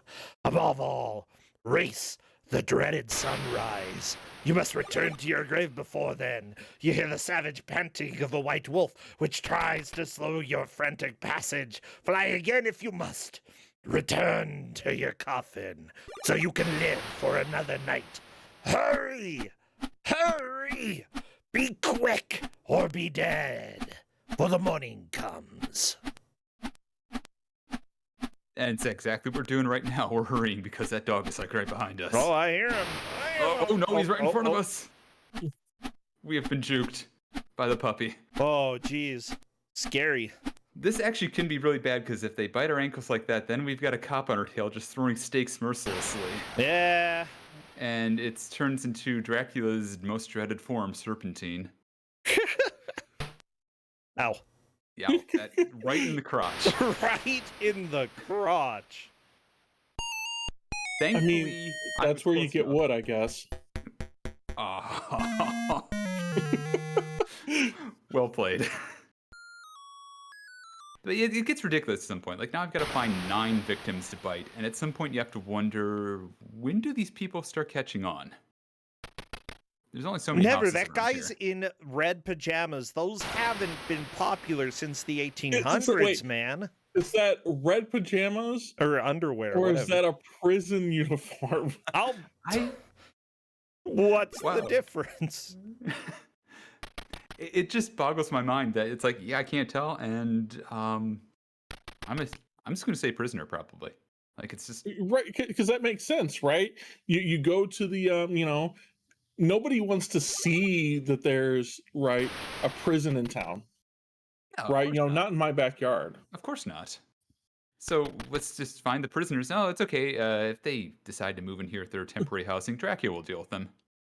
No, all the cops are just like, hey, there's a knock at the door. You should go check it out. Bam, Dracula. Yeah, bam, you just got Dracula. Right? It's a win-win situation for everyone. Right? The cops are just putting up a token resistance out here. Notice that cop's not trying real hard to catch you. He doesn't care that much. He's like, yeah, you're gonna get Frank. Oh no, whatever will we do? Yeah, don't go chasing Frank. Whatever you do, don't bite him. It's cops and robbers and Dracula. That's what this is. That's my favorite show growing up. I mean, right? It's the modern day version of Pride and Prejudice and Zombies. Oh, there we go. Cops and Robbers and Dracula, the modern novel. I'm actually kind of want to see this now. But yeah, that whole row of houses is just like the prison. It's just a prison, and they don't seem to catch on no matter what you do. It's just a case of keep knocking, and you wouldn't bother straying too far from the graveyard because time is ticking. I can bring up the status anytime I'm not currently being stabbed by stake. I usually say that games of this era were bite-sized games, and I feel this is pretty appropriate for that. It's a very simple game, yeah. It's extremely simple and just excessively silly, and also for a lot of the Intellivision games, still more complex than most of what they throw your way, just with all the different mechanics of being chased by wolves or having stakes driven through your head for fun repeatedly. Having your ankles bitten off by a white wolf. Stupid wolf. So apparently in medium difficulty, you can return to the graveyard at 5 o'clock even if all victims have not been bitten. Correct. However, you just saw there, I didn't get to the graveyard in time. And you just disappear, and it's done. I mean, that is how the vampire life is, Yeah, just vampire life. But it's essentially repeating of this over and over again. So, oh my god, it's only been 14 minutes. I am willing to say that if you want to just take this 15 for another really quick run of biting things on hard, go for it. Yeah. All right. We've got 5 more minutes. Yeah, heck yeah. So, because honestly, this is a very loose playthrough of this. There's no real ending to it. They just give you enough victims until you can't possibly get back to the grave in time. And on hard, you have to get all your victims before you return. Yes. Easy, you can totally return without them, but there's no bonus for doing that. And this is a 1980s video game. You need your bonus points. It's all about the points. Yes, you gotta get your points. But nope, we're just instead gonna knock on doors. If they don't respond, generally it's because some idiot's already outside. Where Dracula's been. And I'm just gonna open my mouth and hover towards them until they fall into my teeth. And if they get bitten, it's their own fault. Nice Simpsons reference there. That's a good episode. Thank you. Yeah. But just, hover. And that's literally it. I just hover towards them with the teeth. That's the most effective way to bite somebody as Dracula in this game. You just hold it, You just keep tapping, reopening your teeth, and occasionally you have the cop just never stops chasing. And So apparently you can actually bite the constable. can you? I have not done that other It than as only a zombie. stuns him briefly, though, Let's from give that a shot. according to the manual here. All right, I might be able to do that. Well, I mean, he certainly seems less Oh, I see what it's doing. He's running away for a minute, which Spike in doesn't the mean head. much anything in that case. But yeah, he stops and just Okay. doesn't chase. So we can kind of just bite the cops, but they don't. Obviously, they must have some sort of special cop blood that doesn't help Dracula at all. It's his his blood runs blue. Oh no! I'm so sorry. I just had to. No, that was right there. You had to take it. So what you're saying is that, right, all the protests by cops were started by Dracula's, It must be. right, Yeah. to get the cops guess. off the street. Yeah. You know what? hey- Protest would be a lot better if you had a helpful Dracula. Yeah, exactly. It's like they start forming up lines, and you start forming up Draculas, and at that point, there has to be some conversation because it's a stalemate. Yeah. We have so many freaking Draculas. You just wouldn't believe it. Yeah, it's just we're just overflowing with Draculas here, and we've tried sending out the dogs, but they don't do a good enough job. They sound like they're sneakers that you're accidentally sliding across a gym floor, and yeah. We got that one good dog, but the Malamute man, once he sees a Dracula, he just rolls over because he just wants his belly rubbed. True.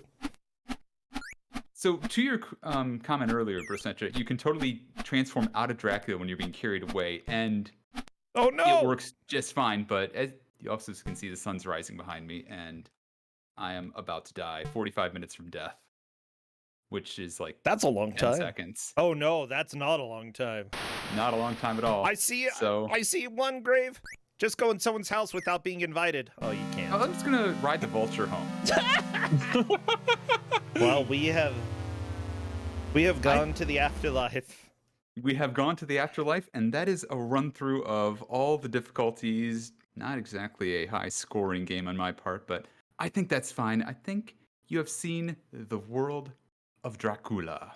Ah, Dracula. Hey, at least it's not the Kool-Aid man again, just charging in, being like, yeah, oh yeah. That game was What's wrong scary. with that?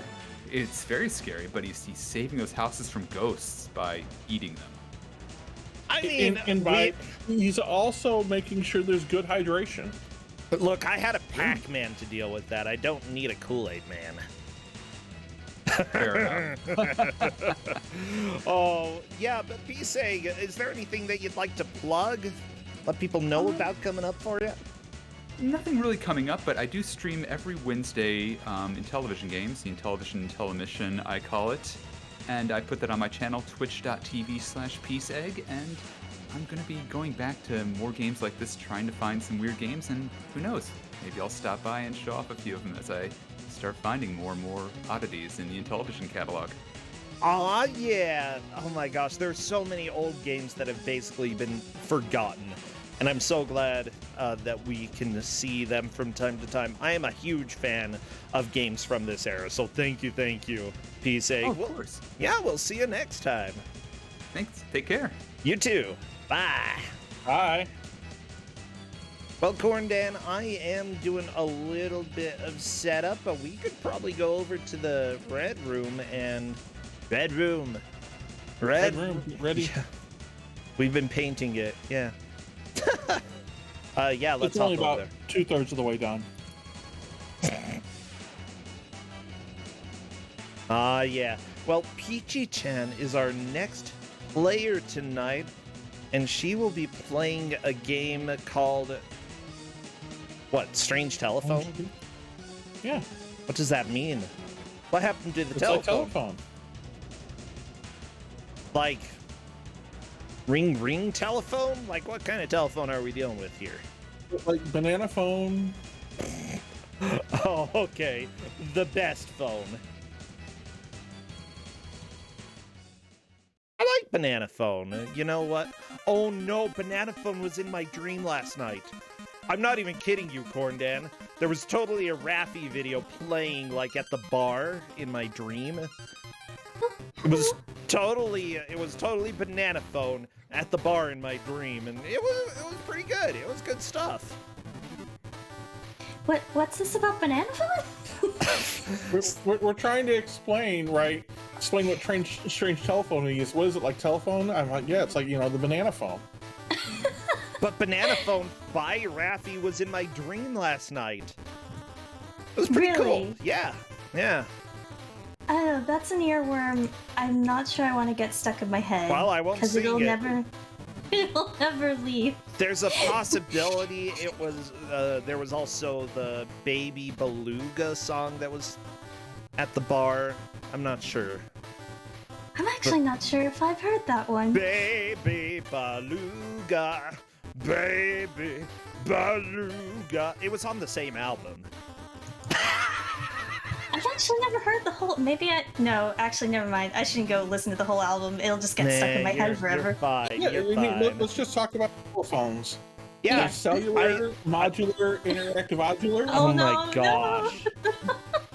Everybody, I'm so sorry that you will never be free from Raffi ever in your life. It's just too darn catchy. I got a 6-year-old. That's just how it goes. Yeah, I understand. Honestly, I would take Raffi over Boobas any day. Those were the boobas? No, corn. Those weren't the boobas. The boobas. Booba. Boobaba. I don't know. Kid shows are weird, but I don't think this has anything to do with children's shows. No, it does not. Okay, strange telephone. Peachychan, go ahead and introduce yourself. Hi, I'm Peachy. I don't know how else to introduce myself. I stream random things, I guess. Well, that's a good way to introduce yourself. I mean, we've got this game that, honestly, I've never heard about, and I have a strange feeling it's going to be a little weird. Yeah, it might be a little strange, you could say. But yeah, this was made by, I think, a single person. Okay. So, it's made by a single dev. And it's a pretty short game, but it's pretty neat. I actually really enjoy it. So, let me actually get into the menu now. Okay. So yeah, I can explain while we're walking around, but basically, you play as a girl who's trapped in a strange world and you're trying to find your way out. The standard. Oh yeah. And you have a friend named Graham who's well, we'll see in a second. So let me start with the new file here. Okay. Yeah, give me a countdown to start the timer, and that will Okay, work. as soon as I hit yes. Okay. Start the timer. Yeah, so this is an adventure game in which the main character, Jill, and her phone, Graham, work together to escape from the world in which they've been trapped. I'm getting Twin Peaks vibes already. The one world containing a door connected to reality is where you start, and you need a key to escape through the door. And you need to explore these various strange worlds in order to find the key, but in order to do so, you have to make phone calls, using Graham, of course. Okay. And then as you continue exploring, you'll acquire a wide variety of items, try using them in certain suspicious places, and something just might happen. Ooh. But you don't want to stay in the worlds for too long because things start glitching. But yeah, basically you want to keep track of a bunch of phone numbers, and I have a whole thing I wrote down just to make sure I don't get too sidetracked. Okay.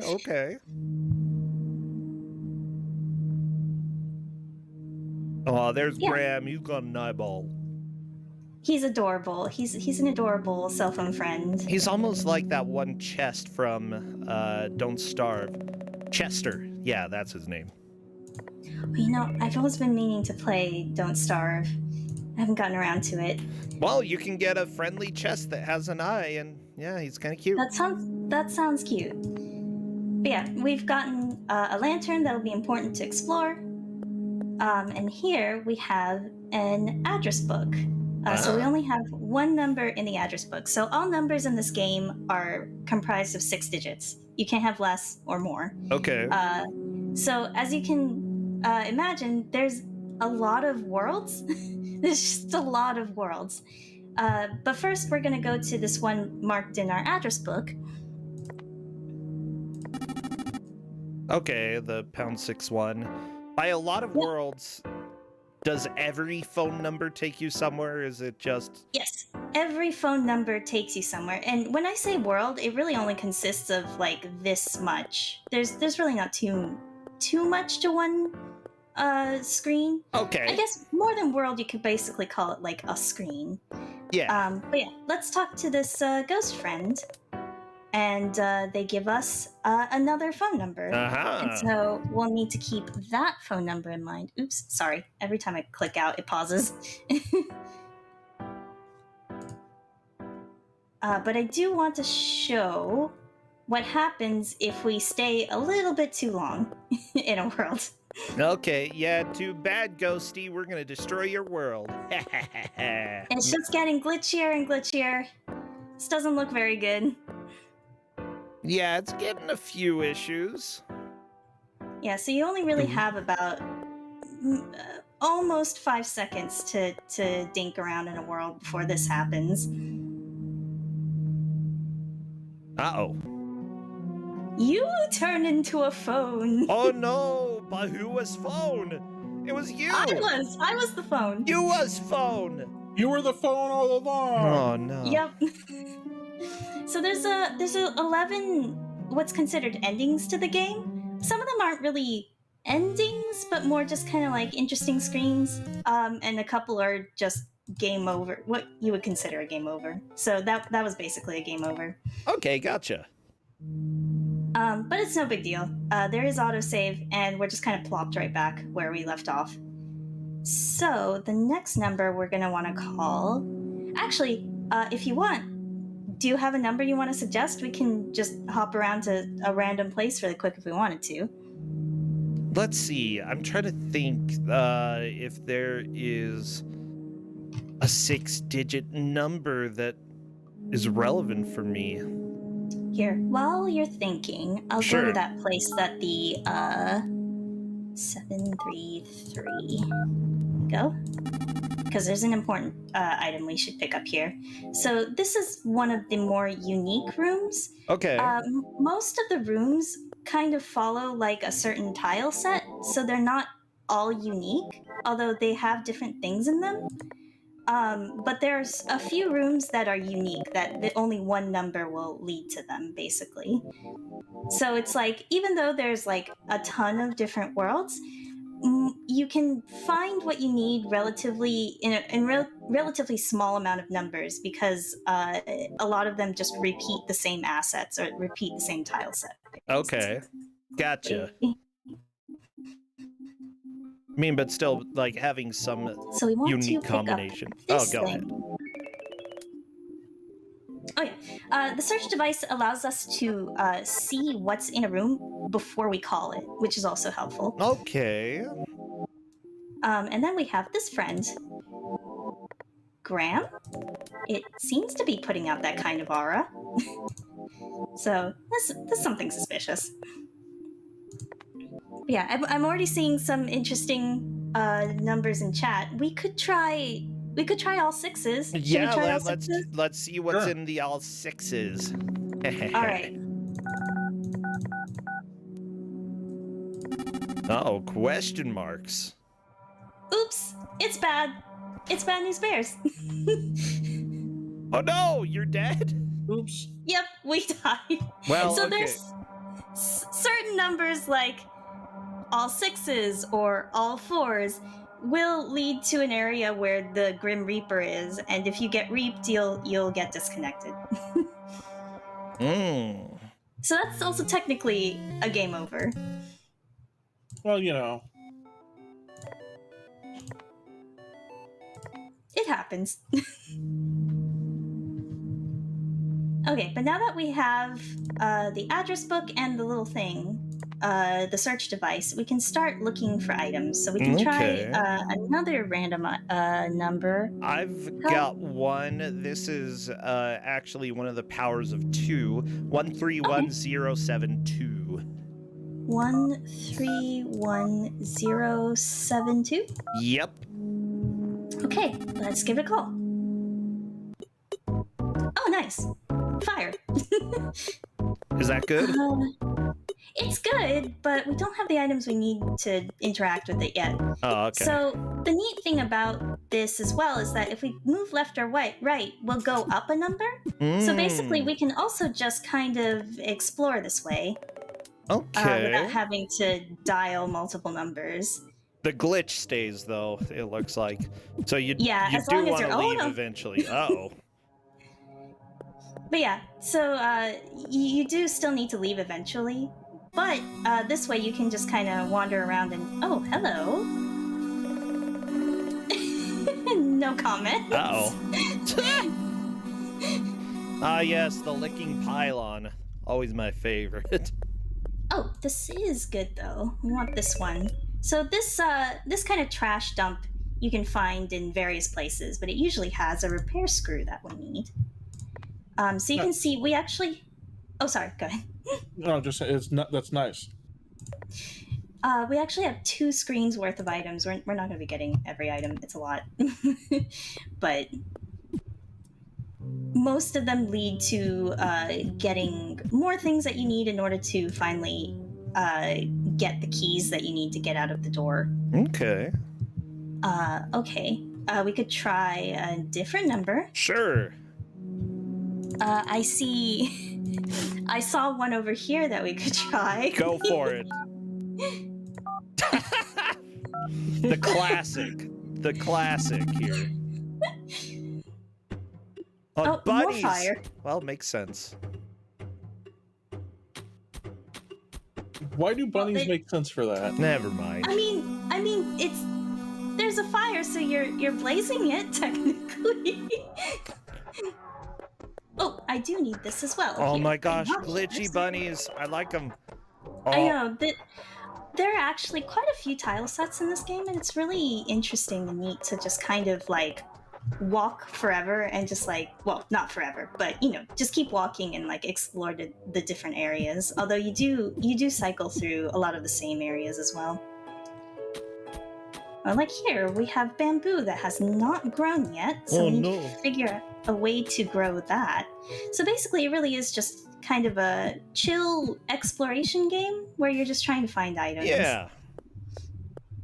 And I really do appreciate the atmosphere of this game. Okay, I might actually hop out now and try one of my numbers that I have on my list. Aha. Let's try 184 724. Okay. And then this button lets you actually like save numbers to your address book, so you don't have to like type it in every if time. there's a number that you like. Yeah. What's this location? Uh-oh, was I off a bit? Oh, 732. Hang on. I messed up that number a bit. Although we will need that. We need to get to that flower eventually. 184732 instead. There we go. Okay. Here's our smithy friend that you can come across. He'll give us an infinite watering can. Yeah. So now we can just pour water endlessly. Because why not? Because why not? I mean, we are in a very strange world. Illegal. Also, this area is called illegal. It just kind of cracks me up every time. We'll walk this way a bit, and hopefully I can make it to that flower before it gets too glitchy. This area is also pretty important. There's a lot of things in here. There's like a locked cabinet here we can't get into yet. Okay. So if you water the plants in one number that's important, does it count as watered in other places? If you yes. go to those? As far as I've seen, I believe yes. Okay. Certain actions that you do will perpetuate to like other areas that are similar. Oh, actually, while I'm here, I can use the repair screw on this thing. Yeah. And we can repair this machine. Attaching parts made the machine spring to life. Yeah. And that way we got a master key. Oh boy, I better mosey. It's getting glitchy. Oh yeah, it's almost I don't I think I'm gonna make it. Hang on, I'll have to hang up. All right, let me try that again. We'll go to 2-4, that place I was trying to go to earlier. Oh, okay. Yeah. 724. And here's our little flower friend. It's pretty wilted. Oh, poor little flower. So let's give him a little pickup. There we go.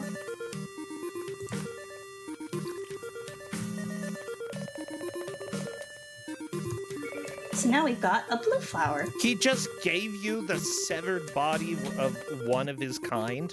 That's nice. Yeah, it's kind of grim.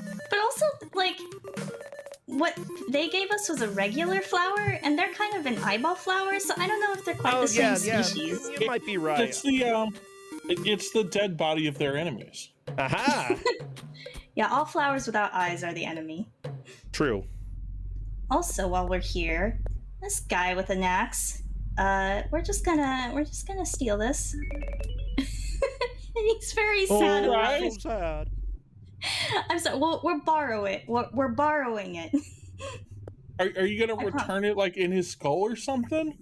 No. We can actually return it. Oh, okay. But so we're borrowing it for now.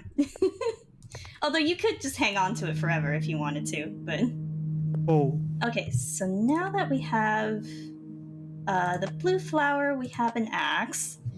I need to go back to the house. So let me... Whoops.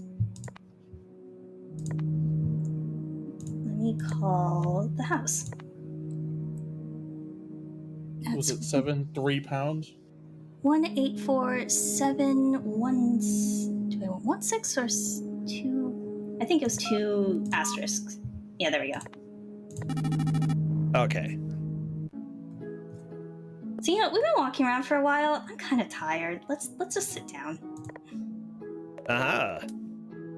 Just take a break. Wiggle those feet. Wiggle those feet. Wiggle, wiggle, wiggle, wiggle. Yeah, waiting until the spider demon visits. What are you doing, spider demon? Gary. I think it's technically like one of those bagworms. Oh. Have you ever seen those things? Yeah. It's either a silkworm or a bagworm. I'm not entirely sure, but we did get some silk thread. It's a gross worm. Gross. Also, now that we have the master key, we can open this drawer. Oh, you're making me actually use them. Okay, hang on. Here we go. It's a magical key that can adapt to various shapes, so we can actually use this one multiple times. Yes! So we've got a durable pot. Some of these lead to certain different endings, so you, depending on what ending you're going for, you might not need certain items. Okay. But since the game's short enough, it's usually just worth picking everything up, honestly. Yeah, that makes sense. Okay, let's see. I feel kind of bad doing it to this painting. Hang on, I'm gonna hang up. I'm gonna go to the other house. That one had a weirder painting.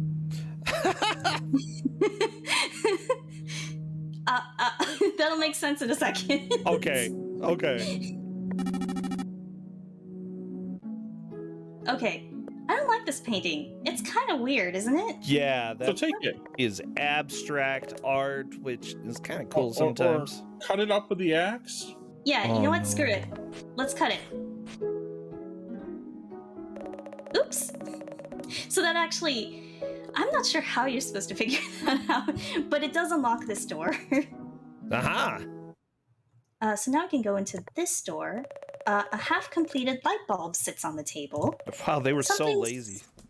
Something seems to be missing, so we need an item in order to actually get this light bulb. But we can open this chest. Yeah. We have the master key. So I'm pretty sure that whatever was behind that painting was one of the guys from the Batman, right? Tiebreaker we did. Oh, wait, which one was that one? Oh, yeah, actually, no. Maybe. I think I know what you're talking about. Oh, I didn't realize walking off the side there just took me back. Ah. Okay, now, how much time do we got? We've got about 3 minutes. Oh no, that's not This much has time at all. gone really fast. Okay, then I guess I won't be able to show everything off, but I think I should be able to at least get to the blue flower thing. So let me see. Okay. 1, 8, 4, 6 pound 4. Let me tell you, I'm just bad at estimating time.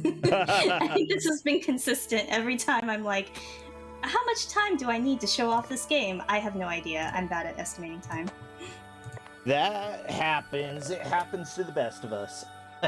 Yeah, here's a grave. Let's put a nice flower on Oh, here. poor bunny. Now the moon has risen.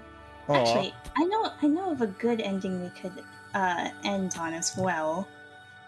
If I can get there really quick. I need to hang up. Yeah, I know. I need to time myself more, Faisu. You're right. Nah, it's all good. It's all good. Yeah, go ahead and see if you can get to that ending. Okay, since we picked up the fuel, we can get to one of the sort of endings. Okay. So let's go to. Do we want everybody on fire? Is it the rocket? It, I don't think that's a good ending, Corndan. maybe not the best ending, but yes, it does have to do with the rocket.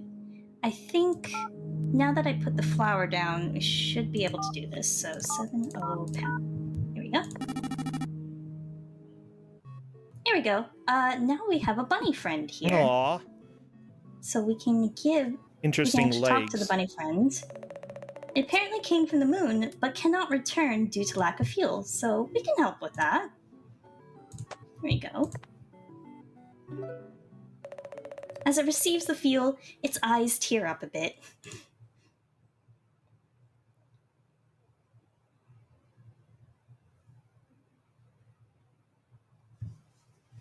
Let's go to the moon.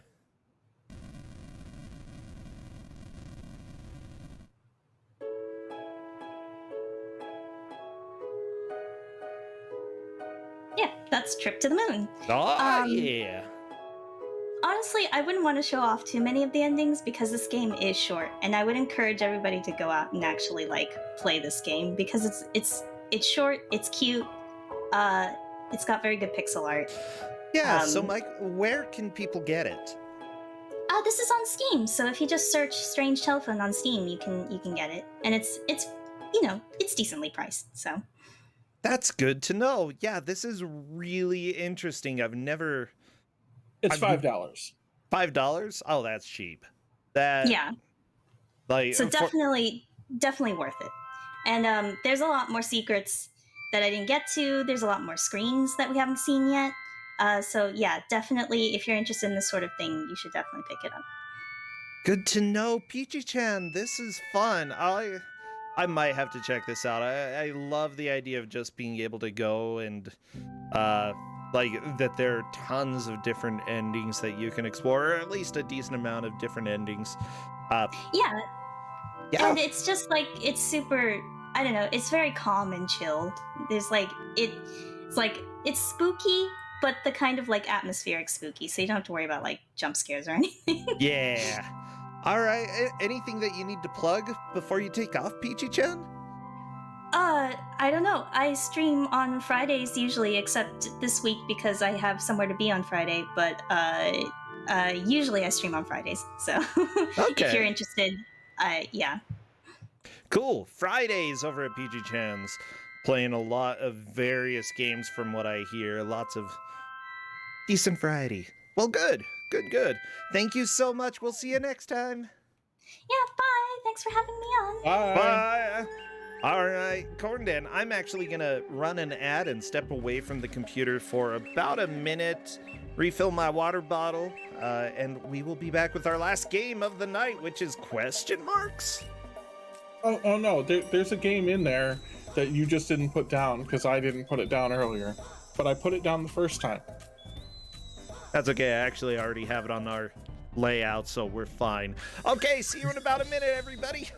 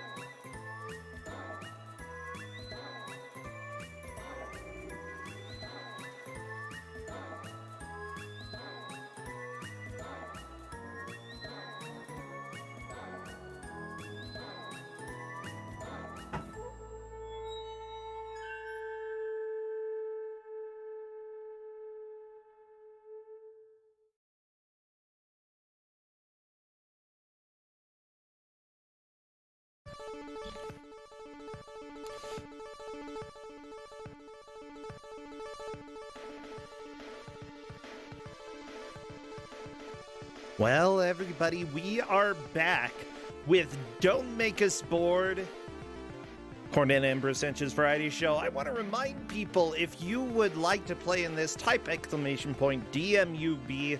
You will get the full list of past shows that we've had, details about those, links to VODs, as well as a link to sign up.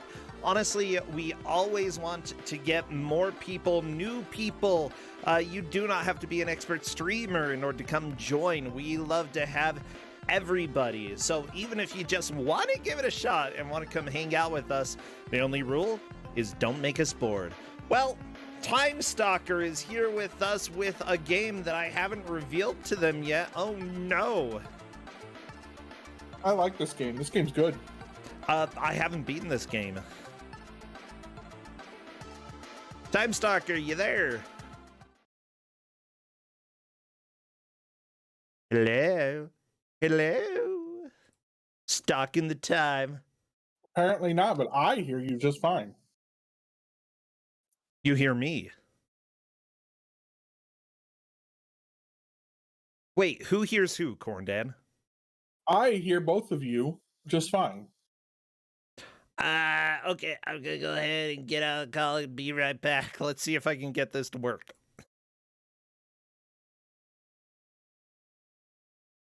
Watch it, bro has you on mute for some reason or something. No, I don't. Probably. Okay, let's see. Let me see. Discord has been a little bit weird for me today, though. Like, I wouldn't be too surprised if Discord's doing something dumb.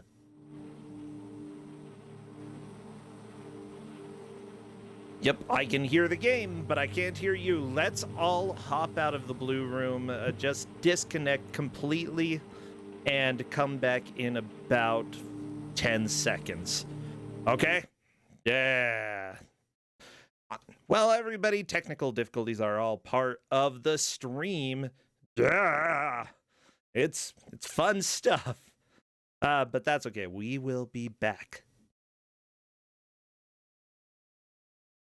Okay, I'm back. I think you probably are as well. Tymestalker, are you there? I mean, I see time here. Can you hear Time? Not if Time's not talking. Yeah, if you're talking, we're not hearing you.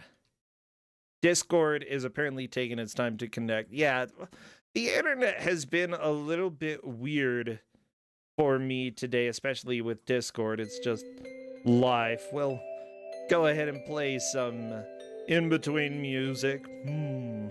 I mean, the internet's been good for me today, but all I did was stream the dead. Because, you know, I got to be a true gamer before HEDQ. Oh, it's true. I still have not played Zedette. I need to. It is really good. Yeah. It is. So, it does what it's trying to do. My stream VOD from today, because my problem is I have a 6-year-old son, and he knows where the sword button is on the keyboard. Oh, there's Tymestalker. I just decided I was going to restart my Discord and see how that helped. It looks like that probably did the trick. Well, yeah, I do want people to know, you know, we're super excited about the various games from the Bad Game community that made it into AGDQ this year. It's going to be a lot of fun. Also, many thanks to all the people who are here watching, supporting the stream through subs, through bits, or even just through sharing links on social media. It is always a big help to make things keep growing. And honestly, part of the reason that I have this show is so that we can just meet new people playing different things that you may not expect. And the game here today is a scary game. It's somewhat scary. This was one of my submissions for Spooktober, and this is Limbo. It still is Spooktober. Just saying. Just throwing it out there. Now it's Spookfember, and that's okay too. Yeah. As Rosentia says, they'll take a lot of people for submissions. Hey, they let me come on. I mean, right. You've been around for a while, but yeah, there are some people who have used this as their very first stream that they've done, and we make it easy for you. We're here to help.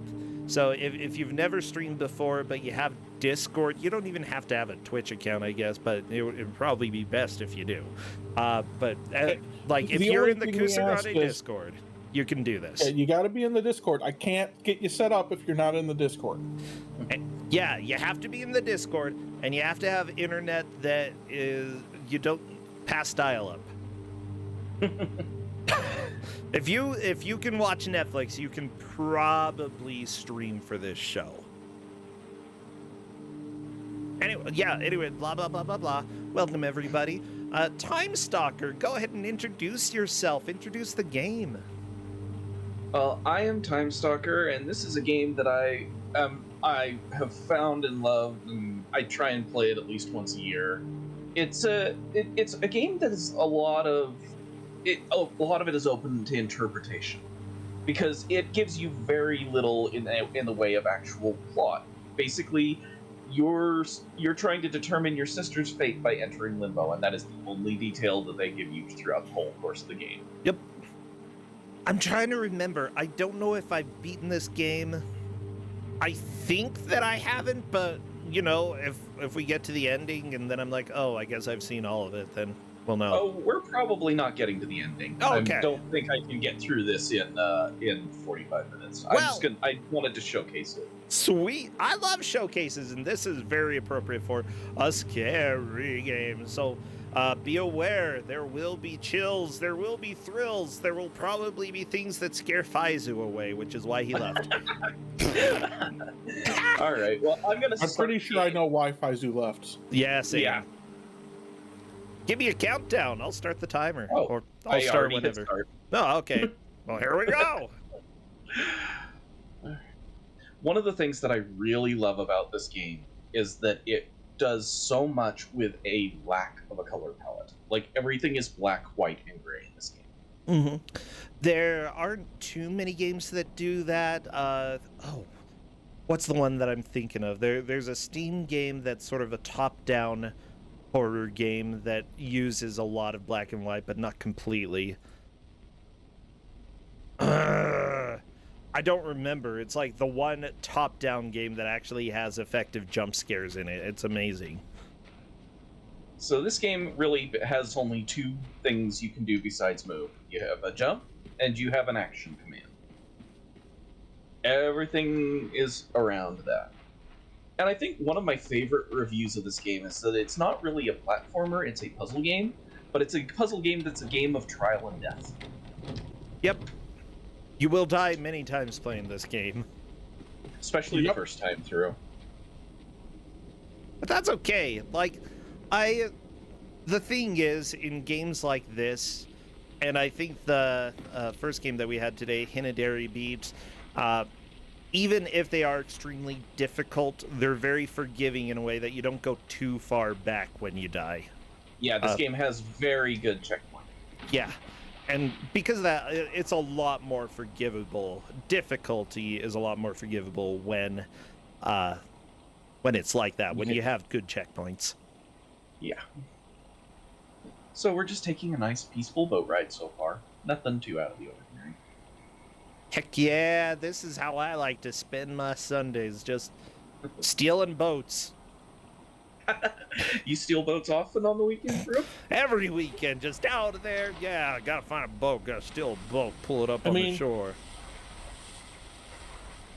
Look, have you seen his, is this apartment or townhome where he lives? It's just full of boats. So many boats. Got a boat for a bed. Boat for a couch. Lots of boats. Boat for a boat. Which is convenient, using boats for boating purposes. Yeah. The game starts off a little simple and then just completely goes off on things starting here. Yep, get ready for there will be scares. This is where you can basically have your first deaths by jumping onto those traps. I definitely did. Yep. I did too. My first time, and it's not a nice death either. Well, no, it's a trap. It's exactly what you think it would be. Yeah, I mean, this game, one of the things is the deaths definitely don't hold back. Like that.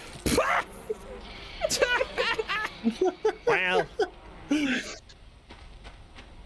I mean, but look where it put you. Like, most of the deaths, what I liked about this game the first time I played it, right, was, you don't feel like, like death puts you that far back, Yeah.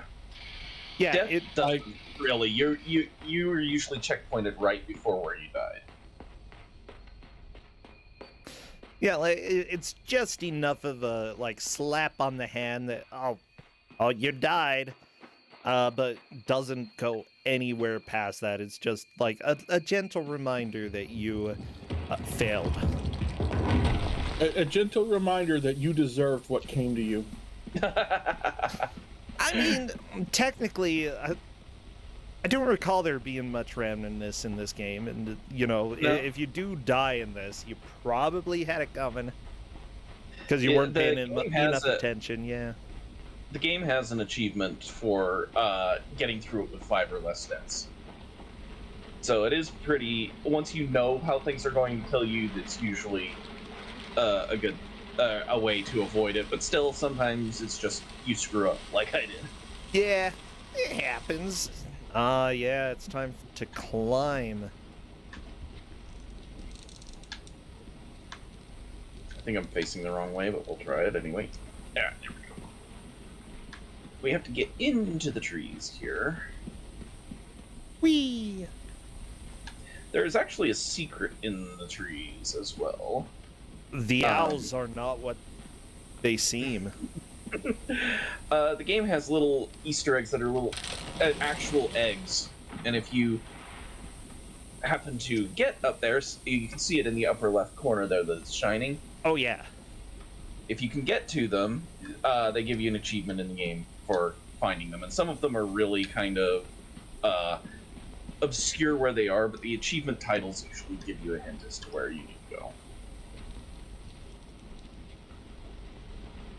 Yeah, somebody is bringing up the game Inside, and Inside is by the same devs. I think it's actually I think it's a sequel, but I'm not certain. I made a decent amount of progress in that as well, but I don't know. I haven't started it yet. I haven't actually. I never even heard of it. It's worth playing. It's definitely worthwhile. From everything I've seen, it definitely looks like it's worth playing. It's by the same devs.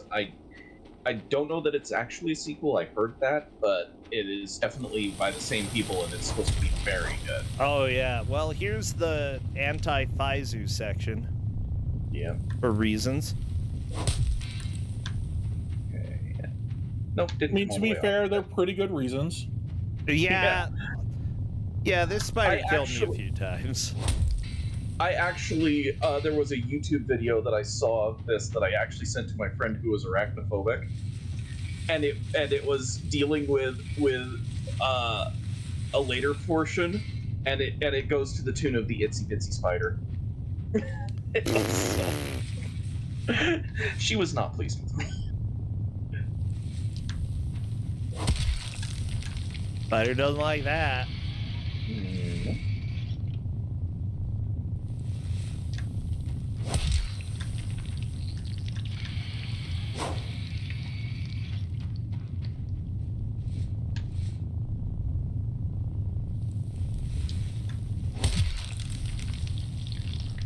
And away it goes.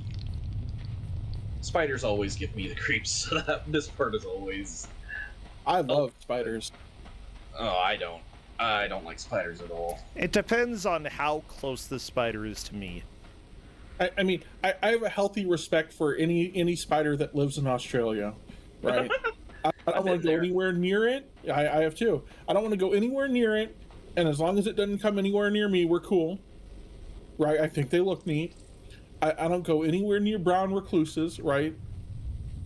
And aside from that, I generally like spiders.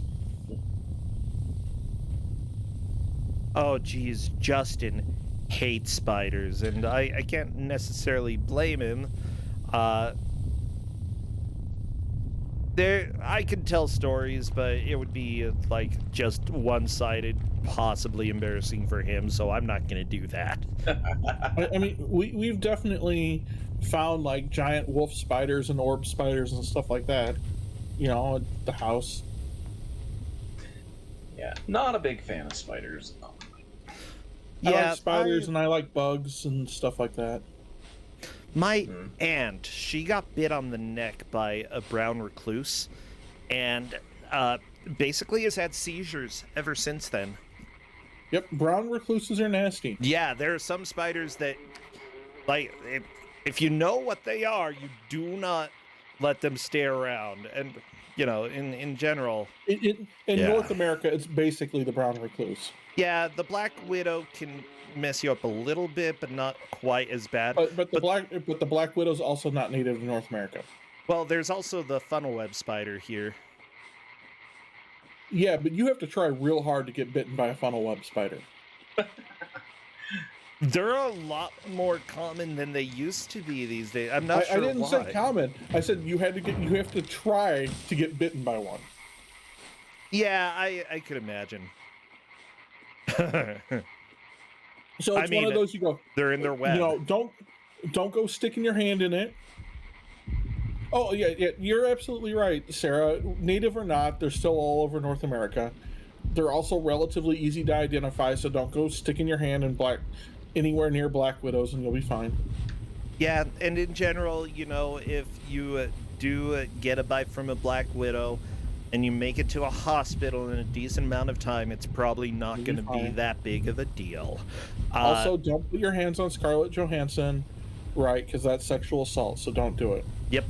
I actually have I know somebody, she was an old lady, and that part always gets me. Yeah. I'm gonna warn everybody, this may give you nightmares if you think about it too much, but while she was sleeping, a black widow crawled into her hand, and as like just a physical reaction to feeling something in her hand, she closed her hand around it, and it bit her multiple times. Yeah, it definitely caused some problems, but she overall was fine, didn't have anything long-term from it, but yeah, and it like took a while to get to the hospital after that, but it didn't do nearly as much as some other spiders like brown recluses. Yeah, just and depending on who you talk to, you also want to avoid millipedes and centipedes. Depending on who you talk to. Well, yeah, because you're you know, you're going to be like, well, what's wrong with a millipede, right? Go ask anybody who lives in Hawaii what they think about millipedes and centipedes. Well, don't go to Hawaii. Uh-oh. I got ya. I'm still trying to figure out why everything in this game wants you dead. I mean, I'm not sure the boulder actively wants you dead. It's a rock. Well, someone set the boulder up like that to try and kill you. I mean, you're in Limbo. They don't necessarily care about you in particular. Yeah. That's true. I have friends of mine who are test pilots. They do some of the most dangerous everything in, you know, all of that, right, in the world. Deathly afraid of millipedes. It's a fake spider. Yeah, where I live, I don't know if I've ever seen a millipede. I've seen centipedes, but they didn't ever actually do anything. The millipedes and centipedes where you live aren't like a foot long. That's true. And have bites that are horrendously painful. They won't kill you, they just really hurt.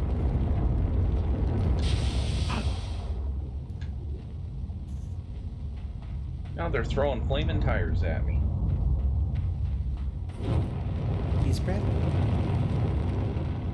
They look like cheese breads. Ooh, Justin brought me food. I've got some beef stew. Yeah. Cheese bread? And there might be some cheesy breads. They look like the little cheese breads, pão de queijo, that I had in Brazil. I don't know if that's what they are. I just got done with dinner. We had, oh, now this part I'm gonna die at least once.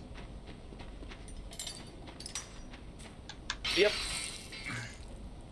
That part always gets me at least once. So, Sarah... oh, sorry. No, go ahead. I had cheese ravioli with sausage. Well, that sounds good. Ooh. Yeah, that sounds good. We had it in an Alfredo sauce. Oh my gosh. I do think that these are the cheese breads. Justin's never made these before. Oh my gosh. I'm just really excited. I get a good dinner. I get to watch a little kid die a bunch. I get to eat cheesy bread. So, Sarah, I'm pretty certain you might be right.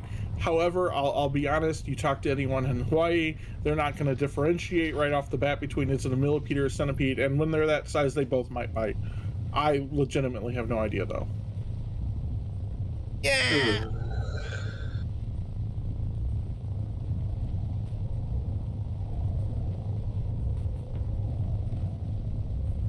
Yeah, I'd say that, like, I don't know, just don't mess with them unless you really know what you're doing. Well, in Hawaii, there's not necessarily a just don't mess with them, right? Yeah.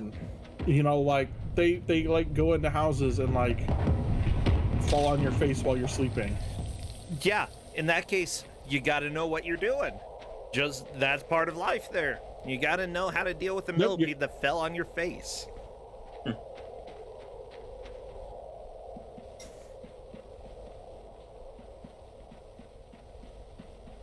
Well, is that the end of the spider? Is Spider dead now? Nope. Ah, shoot. If eventually Spider dies, everybody, I assure you that I think the spider dies. It does. It's just a little bit further in. Well, I mean, eventually we'll get to the end of the game. And by then, we won't be bothered by the spider anymore, probably. Yeah.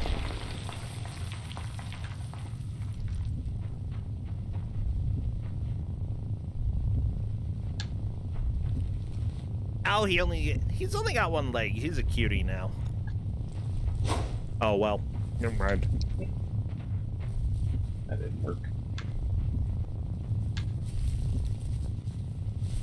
And this is where I kind of feel like the person you're playing as is not exactly a nice person.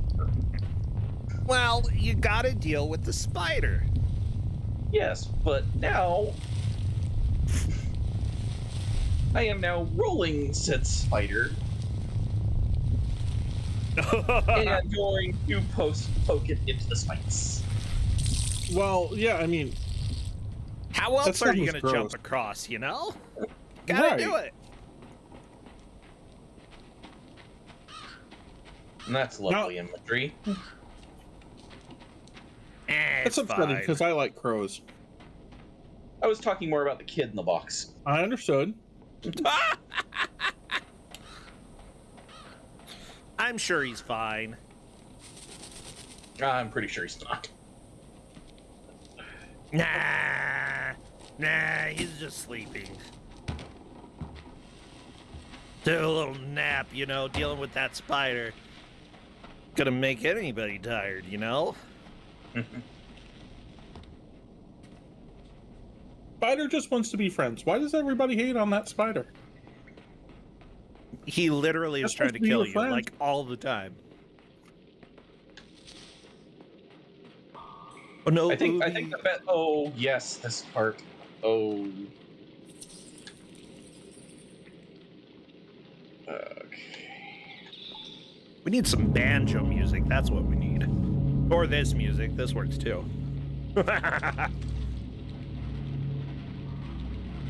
He coming for you. Not doing a good job. Oh, I hate these things. Why? It didn't seem very scary. Oh, that's right. Those things control your movement. You cannot stop walking when they get you in the head. Oh, that's right. I forgot. Yeah, get excited, everybody, for that. For that mechanic. There will probably be a few deaths because of it. Oh, yeah. Meanwhile, though, I'm just gonna toss a body. That was satisfying crunch there. Smish.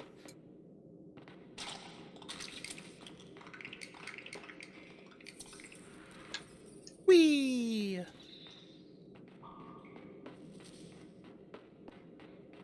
Okay, I'm gonna die at least once here because I can never remember which one is which. I believe center, yes. First one. And center, no. On a second.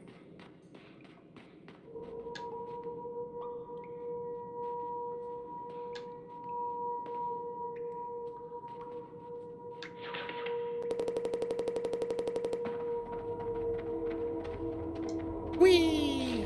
Well, one of them didn't do so good.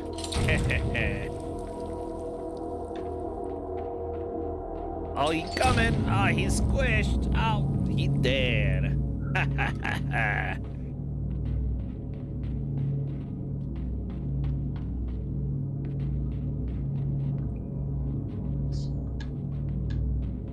Whee! Here's the deal. I have to wonder Limbo. if these kids are also afraid of me. Am I actually the dangerous one here? Maybe. Maybe, but I feel like Limbo, you're already dead, aren't you? So, like, well, if you enter Limbo on purpose, I don't know that you're necessarily dead. And they don't really state that.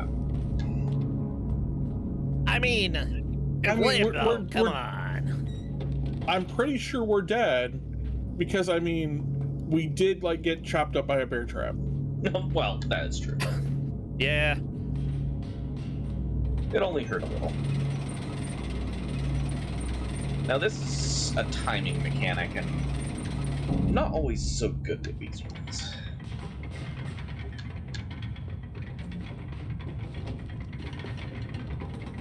Ah!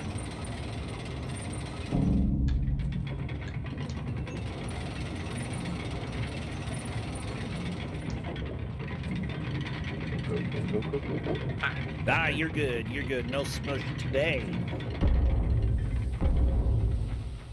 You know, time is coming for us all. Time's gonna get ya.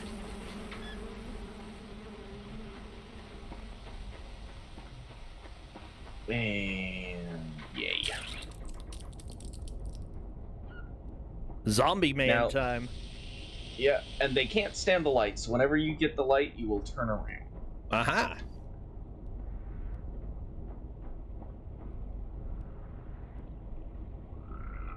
What controls do you have here then?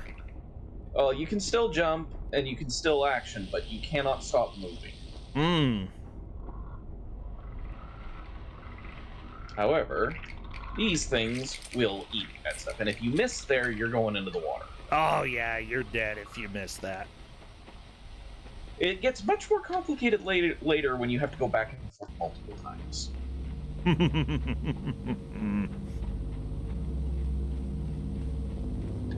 Okay, so...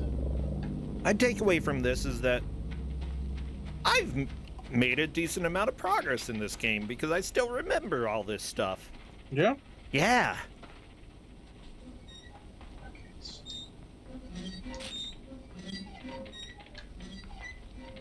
Oh, dang it.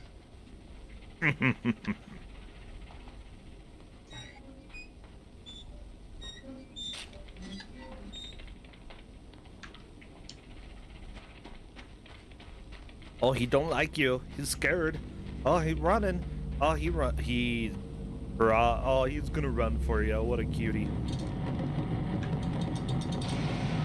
Yeah, turn on the machine. And for some reason, doing that makes it start raining. I mean, sure, why not? It's the rain generator, you know? Okay, so... I think the first thing I want to do is jump down into here. It's right about... yeah. Oh, right.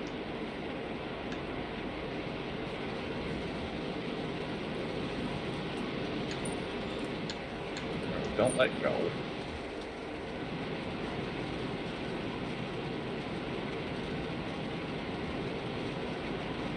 Because now we're going to get into water puzzle mechanics. Everybody loves the water temple. I actually don't mind the water temple. I don't like the one in Majora's Mask, though. I don't know. The Majora's Mask one seemed easier to me, but I got lost in there so much. Like, I didn't get that lost in the Ocarina of Time one. yeah. I mean, Ocarina of Time 1, I think, is the first time I learned to desperately hate a location in a video game, like, utterly loathe it. But Majora's Mask, I feel like, I liked it. It was fine. I honestly dislike the Spinning? No, I dislike the fire temple more. Oh. Mainly because of the puzzle to get the hammer. Because if you miss that, you're usually falling all the way back down. I honestly don't remember the fire one at all. Okay, you have to hit a... Now, in which one is this? Majora's Mask or Ocarina of Time? Ocarina. Oh, okay. You have to hit a switch that pulls off the fire around a chest, and then you have to get there before the switch deactivates. Okay, I think I do remember that, yeah. I don't know. Didn't bother me. But that's just me, you know. Everybody has their own nemesis. Just how it is. Video games, everybody. Like in this game, my nemesis is apparently spiders. Stupid this spider. This was kind of a weird puzzle to figure out.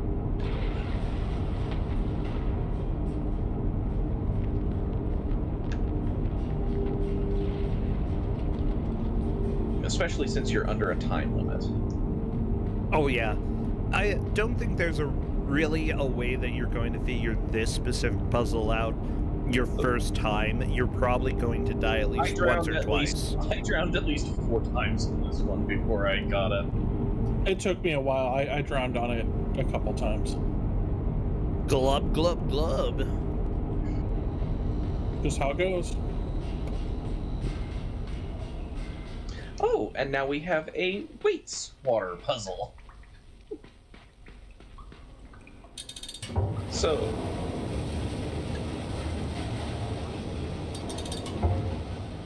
I think that's high enough. We can find out. So let's say you have a 5-gallon bucket, a 3-gallon bucket. How do you measure out 4 gallons, huh? You gotta measure exactly 4 gallons. How are you gonna do it, people? Wonder, can I... Yeah, I can get away with that. Okay. One of the things about this part is that when you start to get into the timing of these ones, and oh boy, this gets obnoxious. If you grab that at the wrong time, you're usually dead before you start. Yeah. Uh-oh, and I'm dead before I start. Whee! Yep. I forgot I needed to pull that over further. I love that water's just like insta-death for this child. Like, come on, child, you can do it. Yeah, but if you're over... If that was not what I meant to do. Wrong button. So I'm dead again. I'll just hurry up. Whee! If this one, you actually have to wait till it swings back over to the right, though. Because if you come at it while it's over on the left, it'll grab you before you have a chance to grab the rocks. Mm-hmm.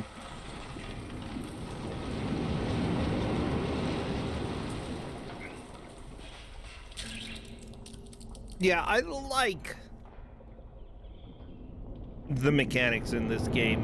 Like, there's a lot that's tricky that you have to figure out, and No. Oh, great. Well, have fun, child. I don't know that I can get across now. We'll see. I don't remember this one altogether well. Worm's like, nope, go back. Yeah. I think we need another opportunity at it.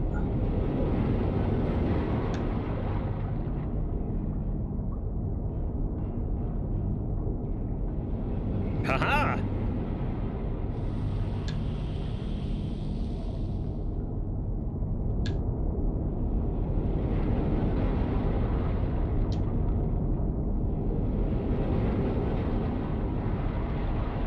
Or is it the other one that comes up? I can't remember if it's the box or the pipe that I need. But I have to wait for the water, so... Yay. Come on, water, you can do it. Come on. Oh, it is the pipe. Okay, so I didn't need the box after all. Yeah, you survived even, like, backtracking and trying that. I'd say that's a win in my book. Thank you for eating the worm.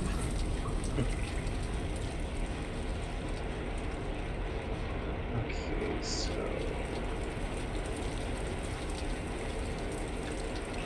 Can't reach there, I don't think. What is over here? Nothing. Yeah, this game, I fully recommend giving this a shot, everybody. If you haven't been able to see, like, there aren't really jump scares in this game. It's... Everything's pretty well telegraphed. Yeah, and you're going to die, but it's not going to, like, make you scream or anything, which is nice. One of my favorite things comes later when you start having gravity puzzles.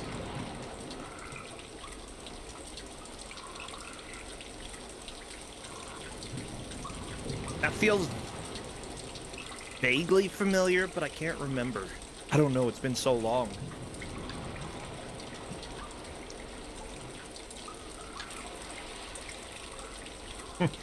Peachychan, you're saying the spider scares, but the spider slowly shows up. It's never just like, bah, spider in your face. I'm actually going to show off one of the things you can get. There's one of your hidden items. Egg time. Yep. You just stepped on the egg. And that's what triggers the achievement, is when you break it. I feel so bad for egg. I was thinking that the water was still gonna come, so... Wow, that doesn't feel like it's a makeable jump.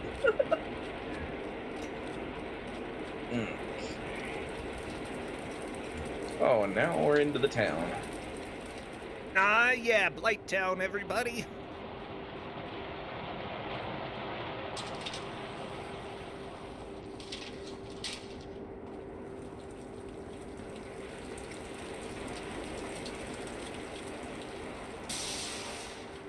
Uh-oh. Whenever you have electricity and water, bad things are afoot.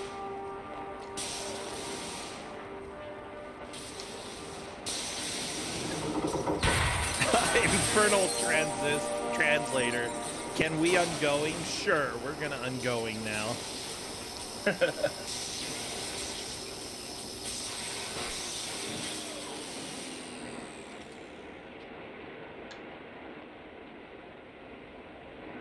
One thing I do have to say about the design of this game as well is that if it puts you in an unwinnable situation, it will kill you off. Like, it's really good at making sure if you're alive, you can make progress. Yeah. I don't know if we're going to get to it, but there's a point in this game where it goes all Castlevania 64 on you. I don't know what that means. There is a room in Castlevania 64 where you grasp onto something and the room itself rotates. Okay, okay.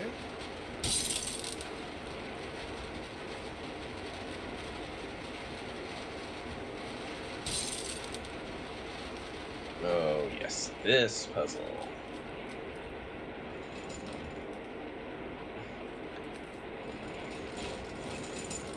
Aw, yeah, climbing the ladder. Whee!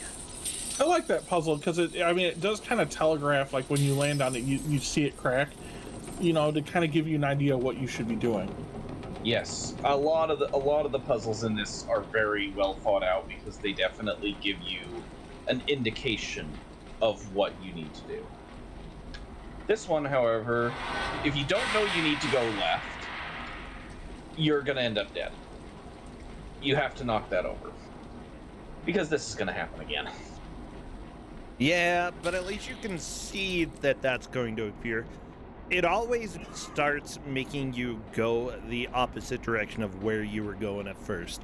Like, the effects are consistent. You're always going to have the same thing happen. Yep. It's just so, like, this game is brilliantly designed. It was done very, very well. Yes. It's probably one of my favorite indie games. I actually submitted another one of my favorite indie games for another time. Let me go take a look. I won't tell people what it is. It's the non-Spooktober game. Ah, okay. I don't know what it is, but that'll be exciting.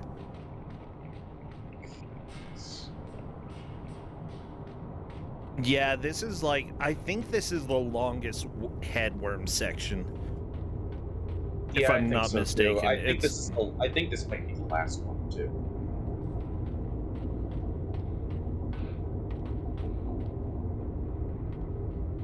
Yeah, I mean, gotta save the best for the last, or at least the longest. Oh no, Simple Sarah's asking if it's Temple of Doom. I can verify that no. Oh, I'm dead. Well, happens to the best of us. It just kind of cuts a little bit through you. See, it puts you back again at a place so that you Not know far. you haven't done anything wrong before this. I think you're gonna be dead again. No, I got it this time. Aw, yeah.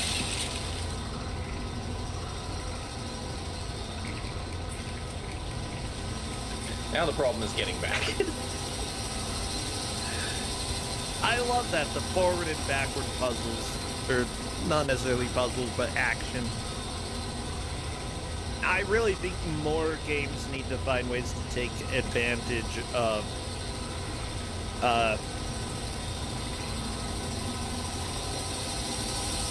like going through areas again, but in a way that's different, so there are other obstacles that you have to deal with.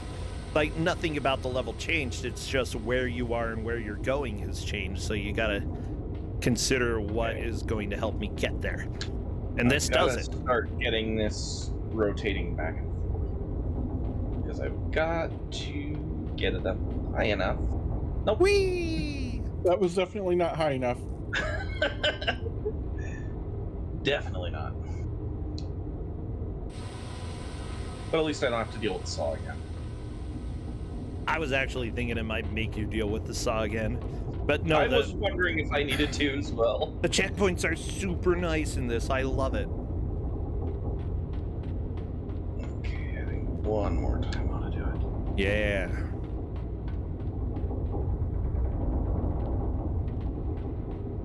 And nobody's limboing at all.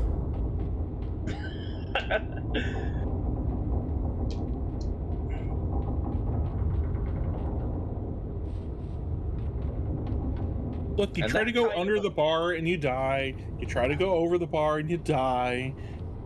You try to pull on the bar, you're probably gonna die. Okay. I'm not gonna go limbo either. All right. I guess Corndan, you're a party pooper. But if people are dying at your limbo parties, I'm gonna start hosting them from now on. Okay. Well, Corndan's just following the Mario Party philosophy that people are gonna die all the time. Oh my gosh, yeah. Maybe if I manage to get enough money, I'll get Mario Party. I gotta start being a little bit more cautious. I'll play the new Mario Party with people, right? Since it's eligible for online play. I need it back over here. Heck yeah. I mean, what can you say? Like, the subs and bits from October, those are going to charity, so I gotta be a little bit more conservative with money this month.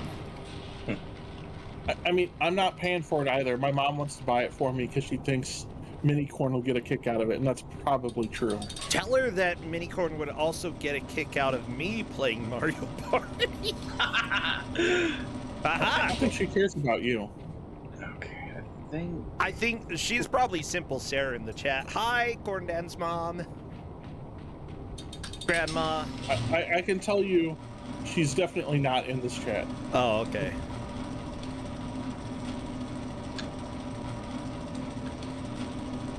Well, dang it.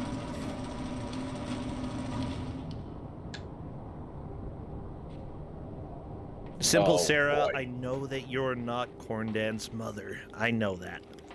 It's a joke. It's a joke. Okay. I'm making a joke.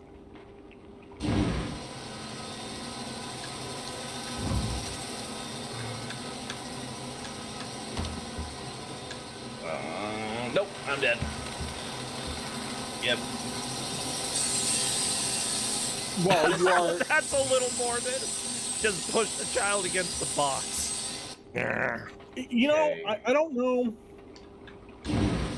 what they think, right, how saw blade should work, but that saw blade is definitely rotating backwards. I mean, makes it safer, right?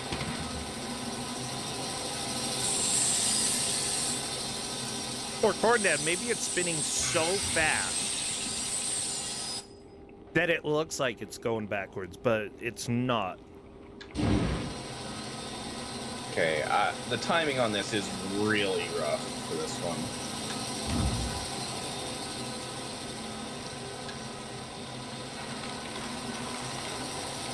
There we go. Yeah.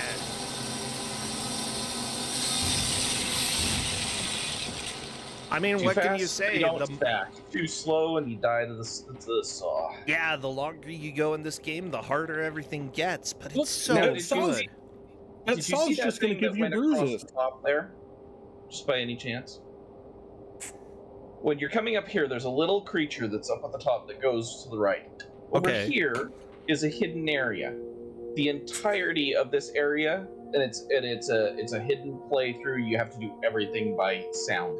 You cannot see a thing when you're in there. That's I cool. have yet to complete that. That is a bonus area. And now we get to play Simon Says. Oh, yeah, Spiderback. Oh, it was a mosquito. Or just a big fly. Or no, this isn't Simon Says. It's Mother May I. Oh, this is Squid red Game. Light, or red light, green light. Sorry. Red light, green light. Squid There's Game. the word.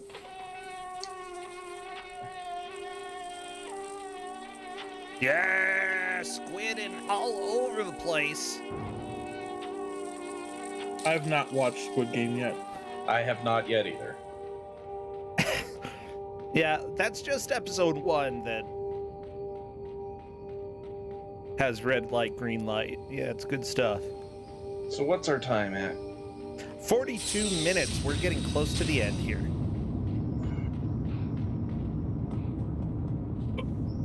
Whew.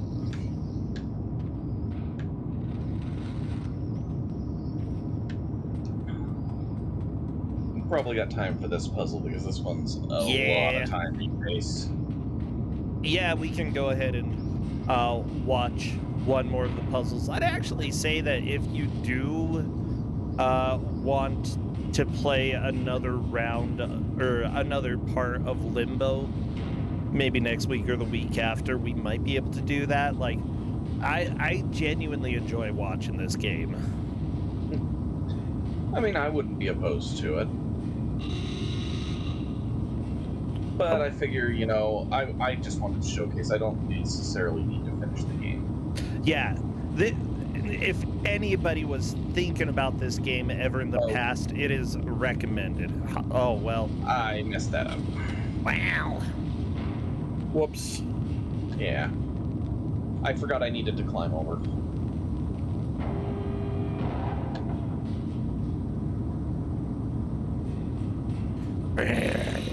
Awooga! Awooga, baby! I don't think you're a baby, though. You're a normal child. Nope. See, I can't bring this one any further left, so I have to do this from there. Yeah, I think if you go slower, you're fine once you get it on the platform. Yeah. Right, because it's that stop that gets it to roll again.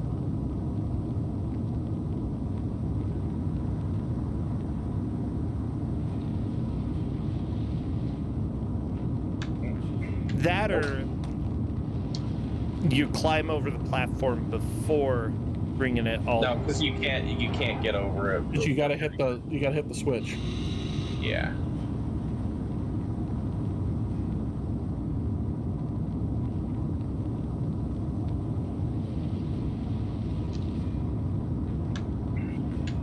Nope. I always forget the timing on this thing, but at least you don't die from messing up timing. Yeah. Yeah, that's nice.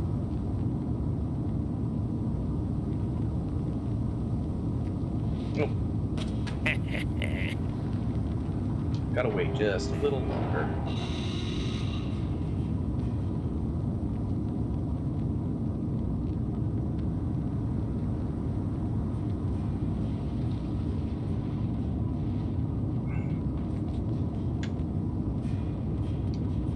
Ooh, you got it, you got it. Oh, and that is basically time. Nice. Yeah. Limbo, everybody, on PC, on Steam, you can get it. It's a fairly old game, so I presume it is relatively cheap for people if they do. It's usually on sale too. Like you can get this, like if you go for like Christmas sales and things like that, this one's usually on sale. It's $10 right now. I would say it's worth $10. I think I got it in Humble Bundle or something like that. Oh yeah, if 10 for some reason seems excessive for you, it will go on sale. Yeah, so keep your eyes open for it. Seriously, so much fun. And it's so difficult, Limbo. When I say so much fun, like, it is still a grim game. It's just a very intense puzzle game, even with all the grim atmosphere. Like, it's very enjoyable as a puzzle platformer. Yeah, I think that's what I've got to say about that game. That was Limbo. Tymestalker, thank you so much for sharing us with that. Or sharing that with us. Us with that? Huh. Is there anything that you need to plug? Or that you would like to before we leave for the night? Well, this weekend I should have a match in a tournament. It's, Queso Grand? Something like that? I want the big cheese. The host is fun and quirky. You'd like him. Interesting. But no, I should have my tournament match for Queso Grande this weekend, so that's what I'm gonna plug. Sweet. Yeah, okay, Queso Grande will be this weekend, everybody. You should come and join, have some fun. It will be awesome. And I do plan on streaming maybe tomorrow, most likely on Thursday. I still have more Action 52 to do. I have way too much of that. All of it? Most of it, yeah. It's an exercise in frustration. But yeah. How do you feel about Silver Sword? Oh. The one that I was really trying to get good at was the one with the vampires and the lights. Oh, I think I know. I think I've beaten that one. Illuminator? Yes, Illuminator. Yeah. Well, cool. Yeah, I'm excited to play a little bit more of that. Well, Xandra is streaming a little game that I've actually thought about.